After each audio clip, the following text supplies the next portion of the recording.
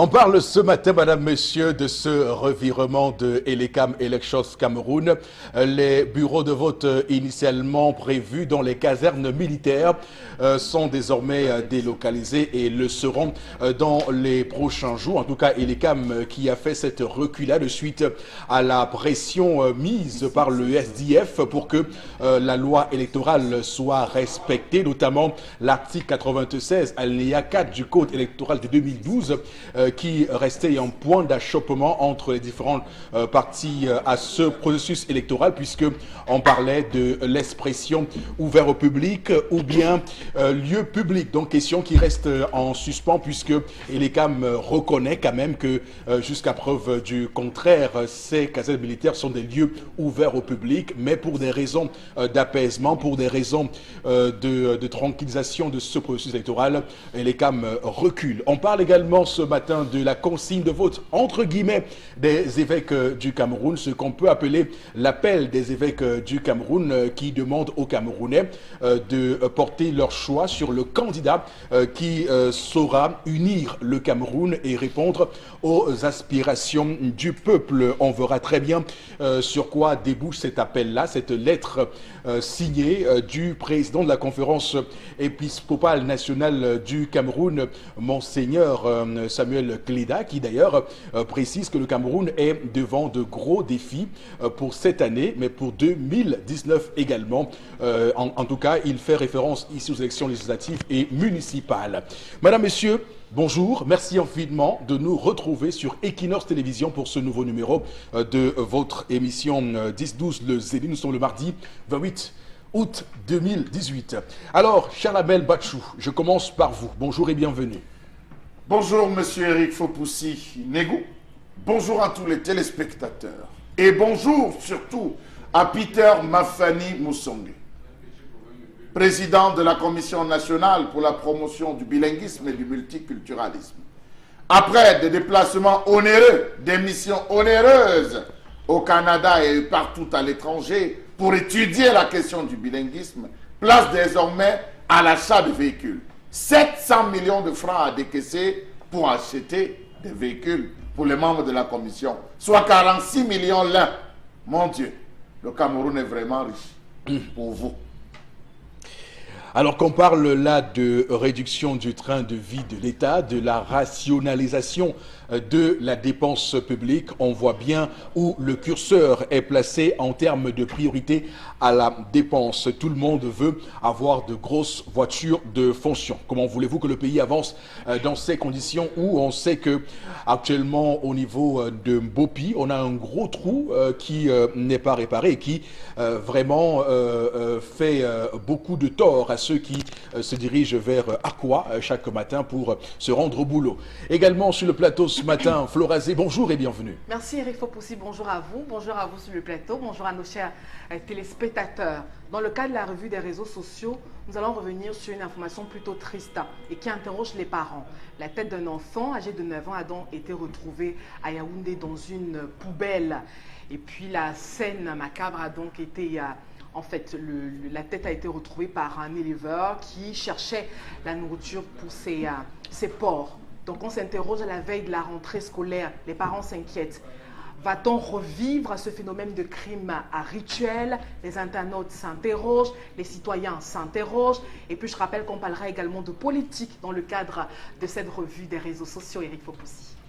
Florazé, qu'on va également retrouver avant 11h05, puisqu'on aura l'occasion d'avoir de vos nouvelles dans les différentes articulations que nous aurons avant cet échange fatidique, 11h06. Oui. Vous êtes paré pour la circonstance. Tout à fait. Ça se voit. On va également dire ce matin bonjour à Boro Bengan. Bonjour, monsieur Fopoussi-Negou. Bonjour à vous, chers téléspectateurs. Je ne sais pas qui je vais saluer ce matin.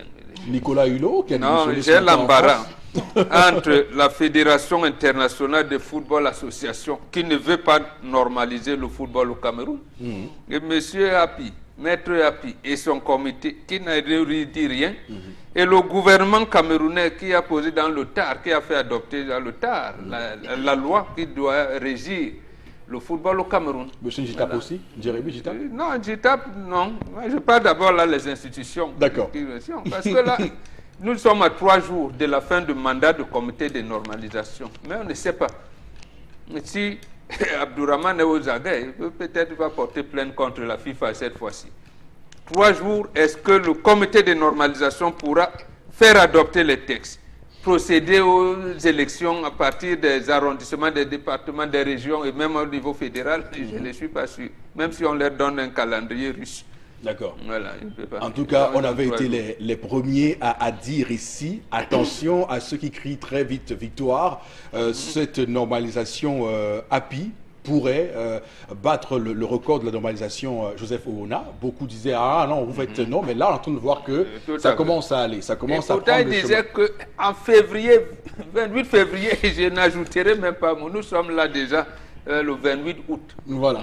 31 août prochain, fin de ce mandat. Est-ce qu'il sera prorogé d'ici là? En tout cas, on attend quelques heures pour voir si un communiqué. Vous avez l'impression qu'on va le reconduire. Moi, j'ai l'impression qu'il sera reconduit. Voilà. Tout à fait. Alors, merci beaucoup, Moro Bengan. On vous retrouve évidemment dans les différents sujets, dans votre appréciation, dans vos appréciations, vos analyses de l'actualité au Cameroun, mais également des faits de société. Puisqu'on parle du Zénith, voici donc l'histoire du jour qui colle au Zénith avec Tendance Cogne, la voyageuse. Bonjour et bienvenue. Bonjour Eric, bonjour encore à tous ceux qui me regardent ce matin. Tendance Cogne, mamie Jujube, femme forte. Pas un moment, quand tu vois mes yeux, tu sens qu'elle pleurait. Oui. Flora, c'est ça à l'antenne. Pourquoi je n'ai pas porté les lunettes? Eric, ça se ressent. Oui, ça se ressent. Un peu. Non, ça peut aller. Tu sais que mes larmes sont difficiles à couper. Non, ça peut aller, ça peut aller. Non, mais les téléspectateurs doivent savoir que le fait de porter leurs problèmes ne te fait pas dormir bien et que tu souffres. Comme tu es une femme de cœur. Moi, je te laisse le mot. Ce matin, on va parler du bien mal acquis. Ça se dit en français, non? Oui, oui, bien mal acquis, mais ça m'inquiète. Non, mais c'est C'est la extraordinaire. suite. J'ai dit que le niveau est élevé. Eric, tends-moi les pieds. Je suis impressionné, j'avoue. Le niveau est élevé. Ce n'est pas ce qu'on dit qu'on avait dit qu'un ne peut pas écrire son nom, elle ne peut pas. On parle du bien On mal n'est pas, acquis. on n'est pas au Congo. Je m'adresse à mes copines. Je m'adresse à mes copines, mon Mais on n'est frère. pas à Malabo. Oui, comme c'est mes copines qui disent qu'elle peut m'écrire son nom. Voilà, comme ils disent bien mal acquis, tu te le trouves dedans. Non, Bien sûr. Oui, oui. Vous avez, le message est passé.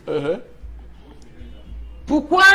Attends, je ne sais pas si je vais commencer par comme ça, pas un moment. Est-ce qu'on doit utiliser ce qui ne l'appartient pas? Ne vous appartient pas, non. Voilà, est-ce que... Pas un moment, aidez-moi en français. Voilà, Est-ce qu'on doit utiliser ce qui ne vous appartient pas? Voilà. Est-ce qu'on doit utiliser ce qui ne vous appartient pas? Point d'interrogation. Si oui, pourquoi? Est-ce que vous avez souvent remis les choses que vous avez ramassées dans un taxi? Ça se dit pas? Tout à fait, oui. Est-ce qu'on a déjà fait le rein un jour? Vous faites les dépôts, les transferts d'argent et que vous avez remis à la personne? Point d'interrogation. Est-ce que vous avez déjà ramassé un sac en route un jour, venir déposer à la maison de la radio Equinox, la chaîne du peuple, pour que le concerné vienne chercher, après les communiquer? Point d'interrogation. Est-ce qu'on vous a remboursé plus qu'à la normale et vous avez donné la différence, remis la différence? Voilà même un autre mot. Est-ce que vous allez rembourser un jour plus et que vous avez dit non, je ne prends pas moi la sueur de quelqu'un. Mon nom, c'est la sueur de ma bouche. Voilà. Point d'interrogation. Ou encore, entre parenthèses, la sueur de mon front. Point d'interrogation. Voilà. Hier, ben bonbon. Oui, moi j'ai... Non, pour mon problème là, c'est hier. J'ai hâte de Pour comprendre. mon problème là, c'est hier. Pour mon problème, je vais répondre Parce dans que mes quand tu as interventions. dit bien mal acquis, c'est généralement les Restez gens là, vous dormez. qui détournent de l'argent et commencent à acheter des biens. Je veux Ben savoir. bonbon, restez là, vous dormez, vous croyez que je ne connais rien. Je connais souvent. Parce qu'il y a eu un procès comme ça à Paris Voilà. contre le fils du président, de équato-guinéen. Donc Voilà. tu es en Est-ce phase. que je me laisse faire? Tu es en phase, ma Restez fille. là, vous dormez. Hier, il y avait toujours les disputes dans la cité. Parce que dans ma cité, il y a un taximan. Massanda. Je ne vais pas te donner tout ton nom. Donc, je sais que nous, on t'appelle Massanda. Massanda est rentré avant-hier avec le taxi parce que la voiture gare dans mon parking, à côté où je gare le mien. Sauf que depuis ce dernier temps, je n'ai pas stop avec la voiture parce que je veux. C'est de ma volonté, pas parce qu'on a dit que ne pas parler. Massanda est rentré avant-hier avec le taxi. Quand il gare à la maison, donc le lendemain qui était hier matin, il était en train de vouloir réviser le taxi pour sortir, aller au pointage. Qu'a-t-il vu? Un sac avec les fournitures scolaires, les cahiers, les bics, les crayons, les livres, bref, etc. Il y avait un sac, et dans le sac, il y avait les fournitures scolaires. Ça veut dire que quand il avait garé, il n'avait pas contrôlé le Il n'a pas taxi avant. contrôlé. C'est quand il revient le lendemain qu'il découvre. contrôle. C'est où il appelle son épouse. Il dit que, hé bébé, miracle. C'est sûr que c'est un client qui est oublié dans mon taxi. Qu'allons-nous faire? Voilà ce qui est sorti de sa bouche. Qu'allons-nous faire de ces colis qui ne nous appartiennent pas et qu'on a trouvé dans le taxi? Sa femme a dit que, hé, maman, le Seigneur, parce qu'il y avait aussi les sacs de classe. Il y avait 5 sacs. Sa femme a commencé à dire que, hé, maman, le Seigneur ne dort pas. Quand la manne est tombée du ciel, et le Seigneur avait tout dit que le Seigneur est merveilleux. Son mari dit que non, ne crie pas encore que le Seigneur est merveilleux. Je veux savoir s'il faille en bon français. C'est le bon français, oui. C'est chaud. S'il faille que j'aille déposer ce sac à Equinox Radio pour qu'on passe les communiqués, la concernée vient chercher le sac. Madame a dit, oh, tu es bien, hein? Dieu te donne un cadeau. Tu dis que tu vas aller déposer à Equinox pour qu'on lise les communiqués. Monsieur dit, ok, oui, je ne dépose pas à Equinox. Je ne vais pas aller laisser dans un commissariat. Madame a dit que quand tu vas laisser au commissariat, avant de tourner le dos, même les policiers là vont prendre ça pour gérer la rentrée scolaire de leurs enfants. Et quand j'ai écouté ça, ça m'a un peu fait bizarre. C'est pour ça que je voulais d'abord partager avec nos téléspectateurs. Oui. J'ai commencé en posant des questions. Le bien mal acquis. Tu as bien fait de poser ça comme ça. J'ai commencé à poser la question. Est-ce qu'on doit utiliser ce qui ne l'appartient pas? Pour une interrogation. Je n'ai même rien demandé au couple. Hein. Comme mes oreilles entendent toujours, laisse-moi dire que mieux j'ai pas d'abord dit. Mieux j'ai pas d'abord dit avant de voir la deuxième version. Voilà ça que j'ai dit. Massanda, l'autre ton nom, je ne dis pas ça. Madame a refusé, il a déposé à la maison. Mais à l'heure, ce qu'il te dit, il est en train de travailler. Donc, est-ce qu'il doit remettre ça dans une chaîne de radio comme la Maison du Peuple?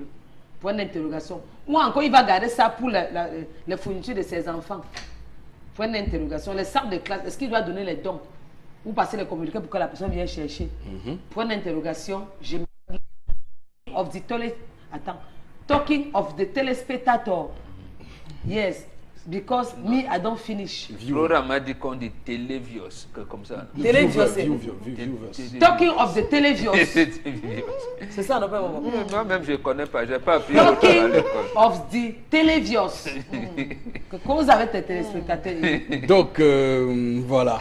L'histoire de ce matin, madame, monsieur, vous l'avez constaté, va clairement créer des points de divergence dans l'appréciation des faits et des gestes.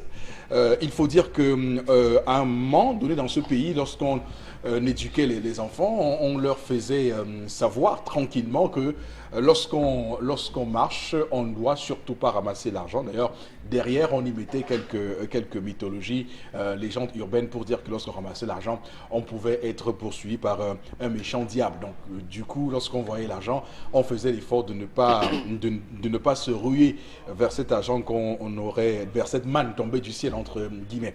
Mais les biens mal acquis. C'est vrai que posé comme ça fait référence, comme vous le savez, à l'actualité le plus souvent devant les tribunaux français et devant tous ces hommes d'État africains qui achètent des propriétés immobilières à Paris, surtout à Neuilly-sur-Seine, parce que vous savez qu'à Paris, il y a Neuilly-sur-Seine et c'est vraiment le quartier très huppé où il y a les plus riches de là-bas. Donc, on voit bien qu'on fait référence à cela, mais davantage, on pourrait penser à l'enrichissement sans cause, l'enrichissement illicite ou l'enrichissement malveillante.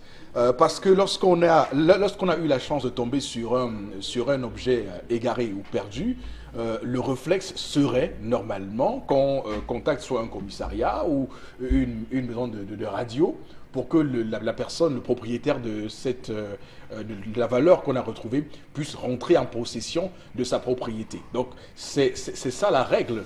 Mais il y a également une autre, et c'est où c'est intéressant, un autre courant de pensée qui dit que lorsqu'on a dans sa vie, le karma, on parle du karma, réaliser de bonnes œuvres, fait de belles actions. Parfois, le Seigneur, dans son extrême bonté, met devant vous quelque chose comme une manne tombée du ciel, et c'est votre récompense pour avoir... Donc, on axera les échanges sur ces deux points, mais on va en venir quand même à la misère ambiante au Cameroun, parce qu'il faut dire que les Camerounais suffoquent, les Camerounais n'ont pas de quoi manger, les Camerounais n'ont pas de quoi envoyer les enfants à l'école. Du coup, la question des valeurs semble foutre le camp.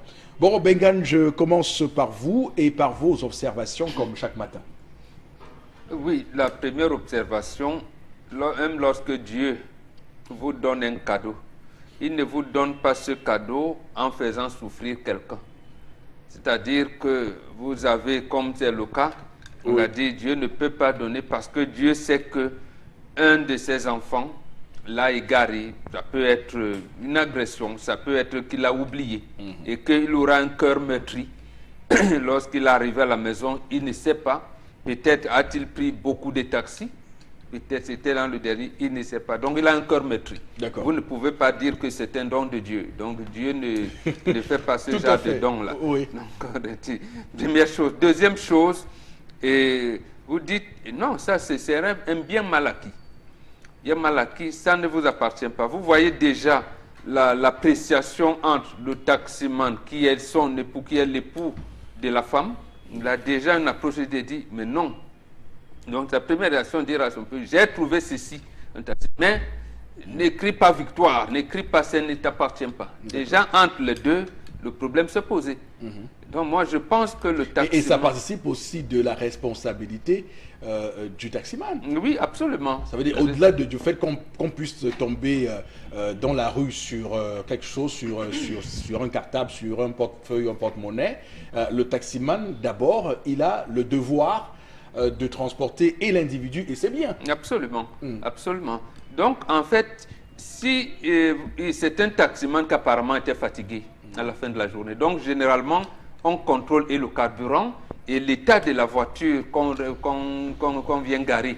Mais lui, bon, il a sûrement été, soit il était emporté par d'autres choses et par, je ne sais pas, naïveté ou quoi, il a fermé le taxi, il est rentré. Parce que c'est le matin qu'il vient découvrir ce qu'il a découvert, donc les objets abandonnés par un de ses passagers. Donc, le mieux serait, il rentre, il les dépose dans un commissariat ou à la maison de la radio ou n'importe où, là où on pourrait, j'allais dire, faire un communiqué pour que le concerné vienne récupérer ces choses. On dit souvent contre justification. Mais bon, est-ce qu'il peut aussi arriver que les factures et les choses soient restées dans les sacs? Dans les sacs, il ne les avait pas quelque part ailleurs. Ça devient compliqué. Mais toujours est-il qu'il a une bonne option de dire à son épouse que non, je ne te laisse pas ces choses-là. C'est un parent comme nous qui a abandonné ces choses. Mieux vaut que je les rapporte à la maison. Il a choisi Equinox. Comment vous appréciez cette liberté que l'on fait sur le bien d'autrui désormais au Cameroun? Je rappelle que communément, vous verrez trivialement les gens vous dire que vous êtes un, entre guillemets, mougou si vous réagissez comme vous dites là, que vous fassiez ce qu'il y a à faire et que vous rendez l'objet abandonné. Ça devient ce que vous avez parlé tout à l'heure en prenant l'exemple des pièces de monnaie qu'on disait à ces enfants. Ça fait partie de la déflagration sociale. Oui. Vous devez savoir dans les cours de morale et de politique qu'on apprend aux enfants avant même l'école, on vous dit ne provoquez pas quelqu'un que vous ne connaissez pas, ne ramassez pas ci, ne ramassez pas ça. Parce que effectivement, vous pouvez prendre, j'allais dire, vous pouvez prendre des malédictions, parce que l'argent que vous trouvez dans la route, vous ne savez pas à quelle pratique on a fait. Dans nos carrefours, c'est plein de pratiques malsaines. Je viens même dire des pratiques maléfiques. Vous trouvez des choses comme ça et la déflagration sociale a été telle que on n'a plus voulu intégrer ces valeurs morales à la société et c'est chacun qui venait avec son idée propre et pensait que c'était la règle générale. Et effectivement, ça aboutit à ce que Flora, il nous ramènera là tout à l'heure. Comment trouver la tête d'un enfant dans les poubelles et des pratiques comme ça. Donc, ça a engendré les pratiques qui sont malsaines dans la société qui s'est complètement dégradée et déflagrée pendant tout le pays. D'accord. Alors, cher Lamel Mbachou, nous sommes donc au cœur de ce que tendance à qualifier et à appeler ici les biens mal acquis, objets abandonnés. Donc nous décryptons cette histoire au regard de ce qu'est un objet abandonné. Monsieur Eric Fopoussi, un Bantou, un vrai Bantou ne prend pas ce qui n'est pas à lui. Je ne sais comment prendre ce qui n'est pas à moi. Je ne saurais comment me complaire à utiliser quelque chose qui n'est pas mien, monsieur Eric Fopoussi. Sachant qu'on dit, à côté de cela, les occidentalités ont des expressions qui accompagnent. C'est ma chance, c'est ma part que Dieu a donnée. Voilà des expressions qu'on accompagne. Et c'est la raison pour laquelle vous voyez aujourd'hui la déliquescence qui se passe dans nos différentes structures. Ou quand on nomme quelqu'un, il dit « Enfin, Dieu a pensé à moi ». Effectivement. Dès qu'on le nomme, il dit « Enfin, Dieu a pensé à moi ». Ça, c'est le langage des occidentalisés. Le gars ne voit pas quelle est la mission qu'il attend, mais il dit « Enfin, Dieu a donné ma part ». Il organise même les messes. Il organise des messes et tout pour bien voler, monsieur Eric Fopoussi. Ça, ce n'est pas Bantou. Monsieur Eric Fopoussi, il y avait des lieux où on déposait systématiquement chez les Bantous tout ce qu'on trouvait. Tout. Il n'y avait pas que l'argent. C'est pas aujourd'hui qu'on égare des choses. Il y avait la chefferie supérieure. C'est là où on allait déposer chez le chef. Permettez-moi l'expression, c'est pour que tout le monde se retrouve. Hein? C'est pour que tout le monde se retrouve. On allait déposer chez le chef, chez le roi. Il y avait un organe qui s'occupait de l'ensemble de ces choses perdues. Vous avez les notables, un grand notable dans chaque quartier. Il y avait des notables, c'est-à-dire il y avait une sorte de corbeille. Vous arrivez, vous déposez le panier, vous déposez en disant j'ai trouvé ça en allant en telle chose, en allant dans tel lieu, j'ai trouvé cela, je ne sais pas à qui cela appartient. Voilà, ça peut être la houe, ça peut être la matière. Parfois, vous avez des gens même qui allaient, qui récoltaient, qui déposaient au bord de la route, ils rentraient, ils oubliaient, parfois ils s'emportaient. Donc il fallait ramener cela et dire voici les objets que nous avons trouvés. Ou alors sur le lieu public. Généralement, au marché, au niveau des lieux publics, il y avait une autre corbeille parce que lors des rassemblements, les gens venaient à perdre des choses. Ça pouvait être des colis, ça pouvait être X. Il y avait un lieu où on déposait cet ensemble de choses et les concernés venaient récupérer M. Eric Fopoussi. Cela n'avait posé aucun problème. Mais aujourd'hui, vous allez évoquer l'hypothèse selon laquelle ça a évolué.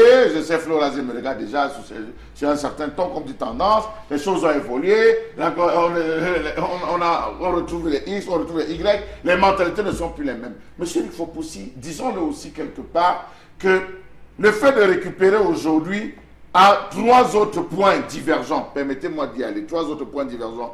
Il y a des gens qui perdent des objets, un téléphone portable. Vous ne savez comment il a perdu le téléphone portable. Vous récupérez son téléphone portable, vous lancez l'appel. Je viens de retrouver un téléphone. Je ne sais pas si c'est votre numéro. Voici le téléphone, je vais vous remettre.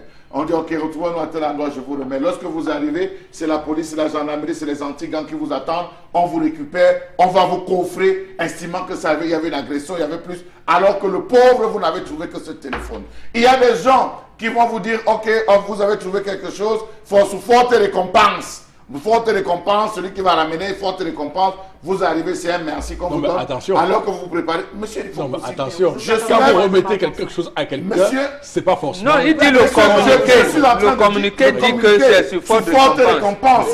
La personne se prépare et arrive et vient vous remettre le paquet. C'est un merci avec l'âge sourire que vous lui donnez. Et c'est ça la récompense. Mais alors, monsieur il faut Monsieur vous commentez. Je suis en train de vous dire, vous avez dit sous forte récompense. C'est vous qui avez précisé. Vous n'avez pas dit amener pour un merci, vous avez dit celui qui ramène. Non, ce n'est pas une question d'hésitation. Donc ça veut dire que s'il n'y avait pas une forte récompense, vous aurez Monsieur Eric Fopoussi, je prends toutes les figures. Je n'ai pas pris une seule figure. Il y a d'autres personnes. Non, mais monsieur Eric Fopoussi. Non, Charles Hamel dit ce qui se passe dans la société. Je dis ce qui est en train de se passer. Il n'est pas en train de prendre position. Non, je ne pas dire. Voilà. Alors il y a la deuxième en disant vraiment, toute personne ayant trouvé quelque chose dans la voiture est priée de venir le déposer à Radio Equinox. Ça s'arrête là. Alors c'est la bonne foi, ça appelle à la bonne foi. Voilà le triptyque sur lequel on peut voir, c'est différent. Alors, mais moi je vous dis, monsieur Eric Fopoussi, comme vrai Bantou, ne s'arrêtera pas. Et j'inviterai ce monsieur à ne pas écouter son épouse. Et l'erreur même qu'il a faite, c'était de rentrer avec, de dire à son épouse, parler de quelque chose qui n'appartenait pas à son épouse. Il aurait dû maintenir, non, il aurait dû laisser cela à la malle arrière de son véhicule et en prenant une décision d'aller déposer que de venir dire à son épouse que voici, je suis rentré avec le paquet, ce n'est pas mon paquet. Il devait avoir ce type de pression, monsieur. D'accord, ok. Alors, Flora, je vais jouer le mauvais rôle parce que là, j'ai l'impression qu'on ne va pas beaucoup avancer si on continue comme ça. Alors, est-ce que on peut comprendre cette femme? On est en pleine période de rentrée scolaire. Il y a la misère ambiante, on imagine. Peut-être même que ce monsieur n'a pas réussi à acheter les fournitures scolaires à ses enfants. Et il débarque un matin comme ça, en bon Père Noël, avec les cartables et tout ce qu'on peut imaginer. Mais alors, cette femme qui voit tout ça, elle se dit, mais attention, on ne va pas remettre encore ça au monsieur. C'est vrai, quand je le dis, je prends le mauvais rôle, mais est-ce que vous comprenez ça? Non, je ne comprends pas. D'accord.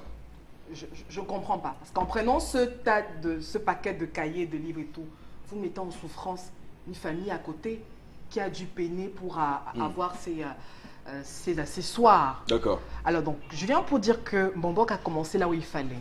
C'est quand il a parlé de Dieu et de la Bible. Parce que justement, Dieu ne vous donne pas ses grâces et bénédictions pour les faire suivre après de persécutions, de problèmes de conscience et autres. Parce que quand vous avez un objet qui ne vous appartient pas, quand vous l'utilisez, c'est-à-dire du vol. Et puis vous n'êtes plus tranquille. Non, attendez. Vous ne pouvez donc pas dire après que Dieu, c'est la bénédiction et autres. Puisque cet objet ne vous appartient pas. Maintenant qu'on est dans une société qui a des règles. Mais vous reconnaissez quand même qu'il y a beaucoup de Camerounais qui interprètent de tels objets trouvés comme étant une bénédiction, une manne venue du ciel. C'est faux. Voilà. La société a ses règles. Charles Hamel a parlé de l'encadrement traditionnel et culturel. Je suis d'accord. Mais maintenant, aujourd'hui, on sait que quand on ramasse un objet dans la rue, un taxi et tout, la première des règles je veux dire, à mettre en pratique, c'est d'aller dans un média, une radio, je sais pas moi, une télé, si vous voulez peut-être la chefferie de votre quartier ou alors un commissariat et autres. La radio Equinox, surtout. Par exemple, on y est. Oui. Voilà, de façon, je veux dire, zen et naturelle. Maintenant, quand vous commencez à vous poser un certain questionnement, je m'inscris en faux contre ceux qui utilisent la pauvreté, le mal-être et tout pour dire que non, parce que je vis mal et maintenant que j'ai eu ça, c'est la bénédiction et autres. Mais non, c'est quoi la pauvreté, c'est quoi la richesse? Non, vous ne pouvez pas être en train d'utiliser un téléphone portable qui ne vous appartient pas, sachant que c'est en train de mettre en mal un individu qui est à Bépanda, vous êtes à Lobaba et autres. Et je vais vous dire, j'ai eu un témoignage qui m'a beaucoup touchée, c'est-à-dire une dame qui a eu un accident très grave. Elle était entre la vie et la mort et pas très loin de l'hôpital district de Logbaba. Elle était là aux environs de 20 heures. Le pied était pratiquement cassé. Et c'est un taximan. Les gens il y a eu la tourmente. Elle avait dans son sac près de 70 000 francs. Et justement, c'était un agent qui était destiné à la rentrée scolaire de ses enfants. Et voilà, dans un taximan qui arrive comme un bon samaritain, qui lui arrive, range, prend de l'argent et tout, etc. et tout, range, amène la dame à l'hôpital, amène la dame à l'hôpital, prend son téléphone et commence à joindre les personnes. Voilà ce type de valeur. C'est ça. Alors, c'est un taximan qui vous dit qu'il avait déjà travaillé peut-être 10 000 ou 5 000 francs. Il aurait pu prendre cet argent. Mais ce sont ces valeurs que nous devons communiquer, Eric Fopoussi. Un mal, je vais dire un bien mal acquis, c'est déjà du vol. C'est du vol. Et puis, ça vous met dans des dispositions de conscience qui vous jugent et qui vous jugent toute la vie. Donc, oui. Donc, maintenant, aujourd'hui, il y a également, je veux dire, dans l'encadrement éducationnel, c'est-à-dire dans les familles, il faut pousser, vous l'avez dit. Et je dis que ce n'est pas que dans les familles, on n'instruit pas les enfants, ce n'est pas que les bonnes habitudes ont foutu le corps et tout, non. Mais c'est que justement, on est dans un monde où certains esprits, excusez-moi le terme peut-être diabolique, est beaucoup plus puissant, parce que moi, on va parler plus loin quand il parlait des rituels, des crimes rituels et autres, dominent sur les plus faibles. Et je reviens pour dire qu'il faut instaurer le domaine spirituel dans les familles. D'accord. La croyance en Dieu. Parce qu'il existe dans la Bible des promesses et des règles de foi qui nous permettent à un moment donné, quand on est face à certaines situations, de faire le bon choix. En tout cas, tu ne voleras point. Je pense que c'est un des 10 commandements. Mais oui, et puis dans la Bible, il dit, oui, que celui qui vole ne le fait plus. mais qu'il travaille de ses mains et tout. Donc ça veut dire que quand vous êtes face à un bien qui ne vous appartient pas, vous savez ce qu'il faut faire. C'est-à-dire aller dans une radio, aller dans un commissariat Allez et sur Radio autres. Equinox, pas sur une radio. Merci Eric Fopoussi. Uniquement sur Radio Equinox. Equinox. Alors, merci beaucoup. Alors, tendance, Disons, Eric. bien mal acquis. Tu as commencé, c'est toi qui poses la question. Hein. C'est C'est mon pas nom. moi qui pose la question. Eric. Chers téléspectateurs, Mamie Gigi vous parle avec la main sur le cœur. Non, Kena, je voulais même que tu peux préciser en quel lieu à Bepanda, parce que là, Comme Safari, un taximan me prend hier. Ce n'est pas 2 jours, Eric. À 21h passé, j'ai avec moi l'ordinateur de votre fils, que vous-même vous connaissez bien, qui a eu le bar l'autre jour. En tant qu'une bonne mère qui veut faire plaisir à son fils, j'ai acheté l'ordinateur de l'enfant et dans le sac, il y avait 2 draps. Les pièces électriques, y compris le diplôme d'un autre enfant qui m'a donné de remettre à un tonton pour le travail. Quand on arrive à Tonnerre Flora, je vais descendre pour acheter les prunes. L'enfant dit, maman, il veut les prunes. Où c'était les prunes de quoi, Eric? Quand le cheveu est arrivé, elle fait mon nom. Maman, il veut les prunes. J'ai dit au chauffeur que papa, pardon, l'enfant veut les prunes. Il me dit, non, madame, je ne peux pas m'arrêter. J'ai dit, donc si l'enfant voulait faire les selles ou encore faire pipi, tu n'avais pas accepté. Tu es quand même un père. Laisse-moi acheter les prunes de la femme. Il me dit, madame, si vous voulez bavarder, vous descendez de mon taxi. Si j'ai récupéré l'enfant, on descend du taxi. Et comme ma tête de semaine que faire plaisir à l'enfant, c'est comme ça que le chauffeur de la voiture est parti avec le sac. Papa, tu avais porté une chemise blanche avec une casquette rouge. Fais parler ton cœur. Mon âme, c'est la sueur de ma bouche. Je manque Flora. Tellement je manque. non, du tout. Tu ne veux pas. Le bien mal acquis. Si vous voyez le laptop là, Flora, mes économies. Hein? Papa, fais parler ton cœur, tu viens de déposer à Ok, Equinox. c'est bon.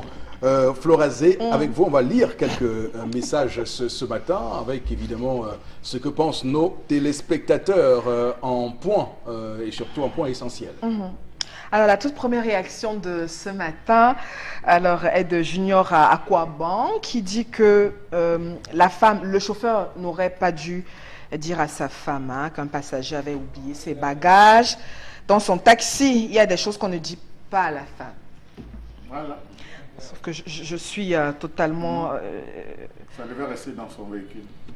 Parce que là maintenant, la femme peut soulever l'hypothèse selon laquelle, M. Eric Fopoussi, qu'est-ce qu'il ne nous dit pas que tu as une autre famille dehors, une autre famille dehors où tu veux ramener le sac. Parce que ça va soulever d'autres problèmes. Qui, à première vue, on n'en parle pas, mais ça va être que tu as fait un enfant dehors, ou tu as fait des enfants, tu veux l'amener On ne repartira pas sur un débat, Florazé.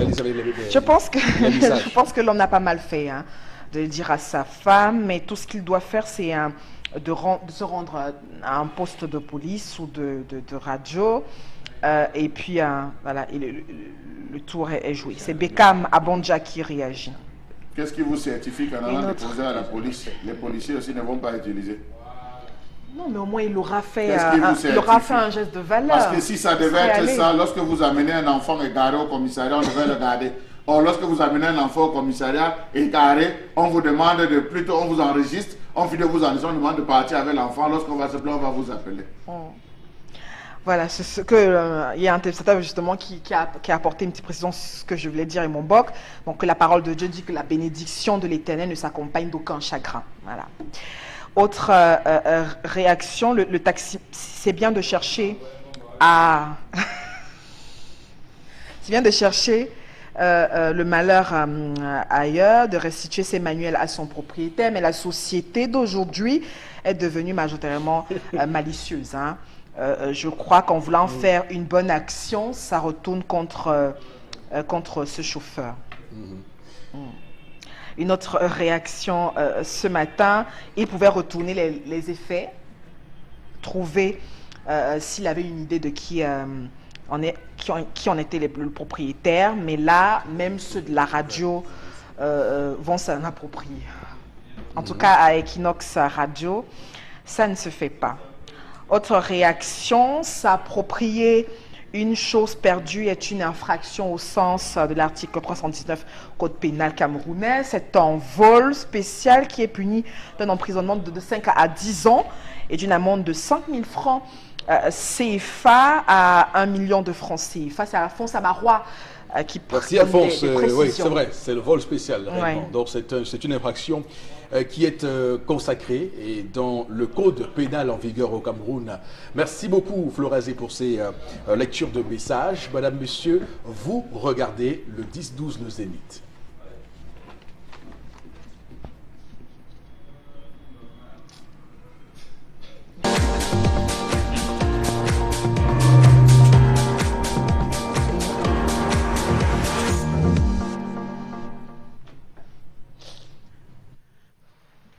Je m'interroge ce jour sur la question de l'abandon complet, sinon de la mort des métiers bois au Cameroun. Vraiment, que deviennent tous les jeunes qui ont choisi de se lancer dans les métiers du bois, transformation du bois, utilisation du bois? Pourquoi l'État camerounais ne consomme pas son propre bois? Pourquoi le Cameroun n'encourage pas les Camerounais à consommer son bois? Le bois est coupé, embarqué et déchargé dans les ports étrangers. Il nous revient ici sous forme de meubles et d'objets divers. Qu'est-ce qui peut expliquer la faible promotion faite autour des métiers du bois? Qu'est-ce qui explique le sous-développement du secteur de la menuiserie? Comment comprendre que même les meubles d'occasion importés ont plus de côtes chez nous? D'ailleurs, j'ai chez moi un Louis XIV. C'est ma fierté. Comment comprendre que les artisans continuent à travailler à main nue ou avec des équipements centenaires alors que la technologie évolue chaque jour? Comment comprendre que les acteurs de la filière bois sont dans la misère et la pauvreté? Combien de Camerounais ont une entreprise de transformation de bois véritable? D'ailleurs, l'État même a-t-il un programme prévu pour accompagner ceux qui veulent se lancer dans cette filière? Les SA et SM, les CETIC, les lycées techniques forment les jeunes dans les métiers bois. Je ne parle pas de centres de formation, mais présentez-moi un milliardaire camerounais faisant dans la menuiserie. Comment comprendre qu'il est pratiquement impossible de trouver 2 milliardaires, pour ne pas dire 1 millionnaire, dans la famille des menuisiers ébénistes? Donnez-moi le nom d'un seul milliardaire, acteur essentiel de la filière bois. Permettez-moi de me répéter, parce que c'est grave. Comment comprendre que l'économie de la filière forêt-bois du Cameroun soit restée dans un état sous-développé? Comment comprendre que le Cameroun, pays au sud du Sahara, regorge de plus de 20 millions d'hectares de forêt et que les Camerounais aient de la peine à s'offrir le luxe d'avoir des meubles et des objets de qualité? D'ailleurs, ne dit-on pas qu'il n'y a pas de chaises chez les menuisiers? C'est uniquement en Afrique. Et au Cameroun qu'on tient de tels langages. Parce que les menuisiers occidentaux, eux, ils décorent. Savez-vous que l'économie forestière ne peut pas fonctionner normalement si nous ne consommons pas nos produits? Savez-vous que tous les meubles et ouvertures présents dans l'immeuble Émergence, ancien immeuble de la mort, construit au centre-ville et inauguré en 2014, sont importés? Rien n'a été acheté sur place. Comment pouvez-vous promouvoir un secteur sans consommer les fruits de ce secteur? Savez-vous qu'au ministère de la Forêt et de la Faune, la table du ministre est importée? J'ai eu l'occasion d'y entrer. La table du ministre est importée. Celle de la salle de conférence, pareil. Celle de la commission d'attribution des forêts également. Savez-vous que le bois est le deuxième ou la deuxième source de revenus après le pétrole dans ce pays? Vraiment. Combien de patrons d'entreprises prennent la peine, leur bureau, le bureau de tous les patrons d'entreprise? Vous êtes certainement dans un bureau. La majeure partie, c'est importé. On ne passe pas la commande aux Camerounais. D'ailleurs, ils font même quoi? Comment comprendre que le bois ne rapporte presque pas de devises au Cameroun, pourtant deuxième source de revenus après le pétrole? Comment comprendre que le Cameroun n'ait pas bénéficié de la délocalisation des industries dans ce secteur, comme l'a fait le Gabon, et dans une mesure plus élargie, l'Éthiopie et le Vietnam aujourd'hui? Savez-vous que nos menuisiers gagnent environ 4 000 francs CFA de bénéfices par semaine pour ceux qui ont des marchés? Faites le tour des magasins de cette ville. Vous verrez que les meubles en bois importés ne donnent pas le lait. Pour parler trivialement, fort de ce constat, les menuisiers doivent connaître le programme de chaque candidat sur la filière bois au lendemain du 7 octobre 2018, avant de porter leur voix sur un candidat. Ne manquons pas l'occasion de dire aujourd'hui que les menuisiers souffrent, que tous ceux qui font dans le secteur bois camerounais souffrent. La preuve, essayez d'aller faire un lit. On va vous raconter combien ça coûte et vous m'en direz.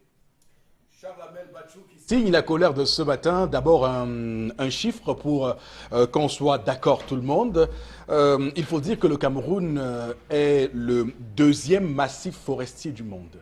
Donc il faut qu'on parte déjà de ce postulat-là avant de voir ce qu'on va dire sur ce sujet. Donc normalement le Cameroun devrait être en matière de menuiserie, être aux avant-postes et en Afrique et dans le monde sur cette question. Malheureusement, là, 80% du bois camerounais qui est donc exporté, ce qui est en soi est une hérésie. C'est une honte pour ce pays. Et cela a un nom puisque nous restons dans la logique de ce qu'on développe depuis quelques jours dans cette émission. C'est un pays qui a mal avec son industrie, un pays qui a mal avec la transformation locale de son bois, ce qui pose un réel problème. Et on se pose aussi la question de savoir comment nos menuisiers, eux, s'en sortent dans tout ce désordre. Donc voilà les axes sur lesquels nous allons, madame, monsieur, porter notre attention parce que la consommation locale est importante. Et lorsqu'on entend un candidat comme Joshua Oshie, je prends un exemple, je peux prendre un autre, dire que son combat pour lui est d'améliorer le pouvoir d'achat des Camerounais pour faire une stimulation, de la production locale. Et cette production locale ne peut se faire sans la prise en compte de la filière bois, sans la prise en compte de la menuiserie, sans la prise en compte de l'exploitation du bois pour les Camerounais eux-mêmes, pour les locaux camerounais. Et vous l'avez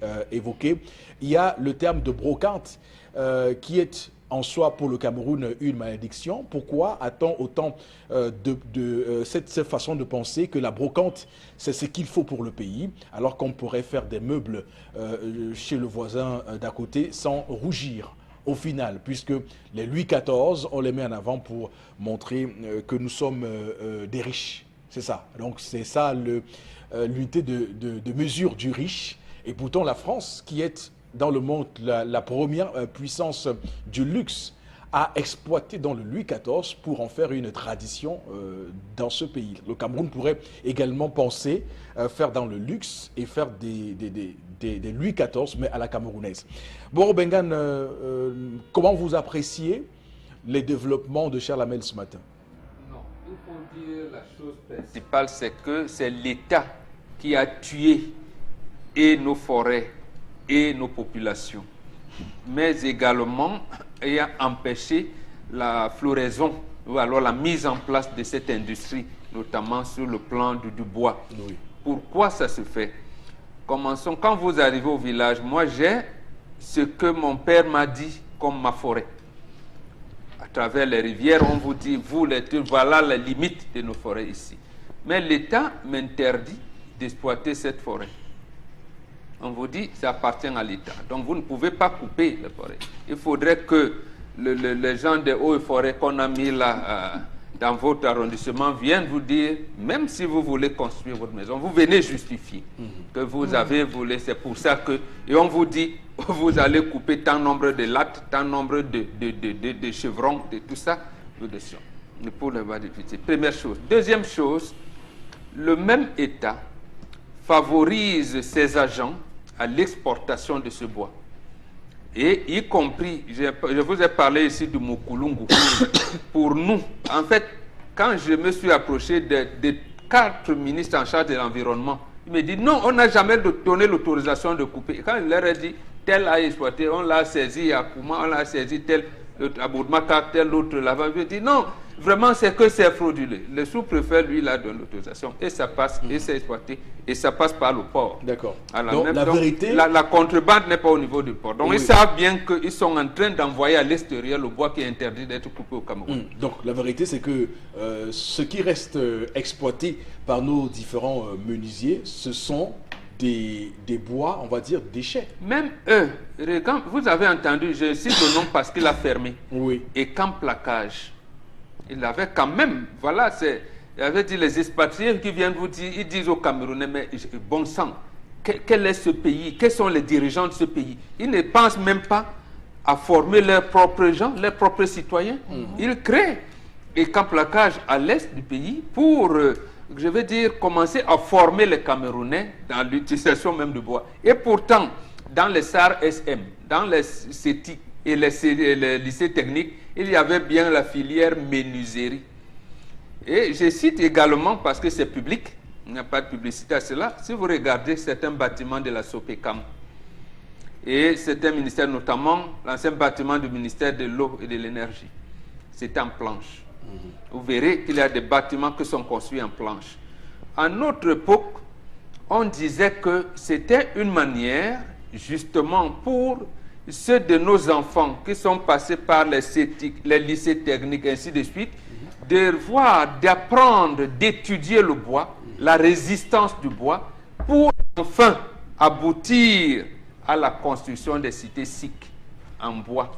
Et c'est d'ailleurs pour ce qui justifie la création de cette entreprise que vous connaissez bien, mais vous ne connaissez plus, malheureusement pas, qu'on appelle la mission de promotion de matériaux locaux, la Mipro-Malo. Oui. Mais, et madame, la dame, et je l'apprécie, c'est elle qui est aujourd'hui le recteur de l'université de Ngaoundéré, madame Tchindje.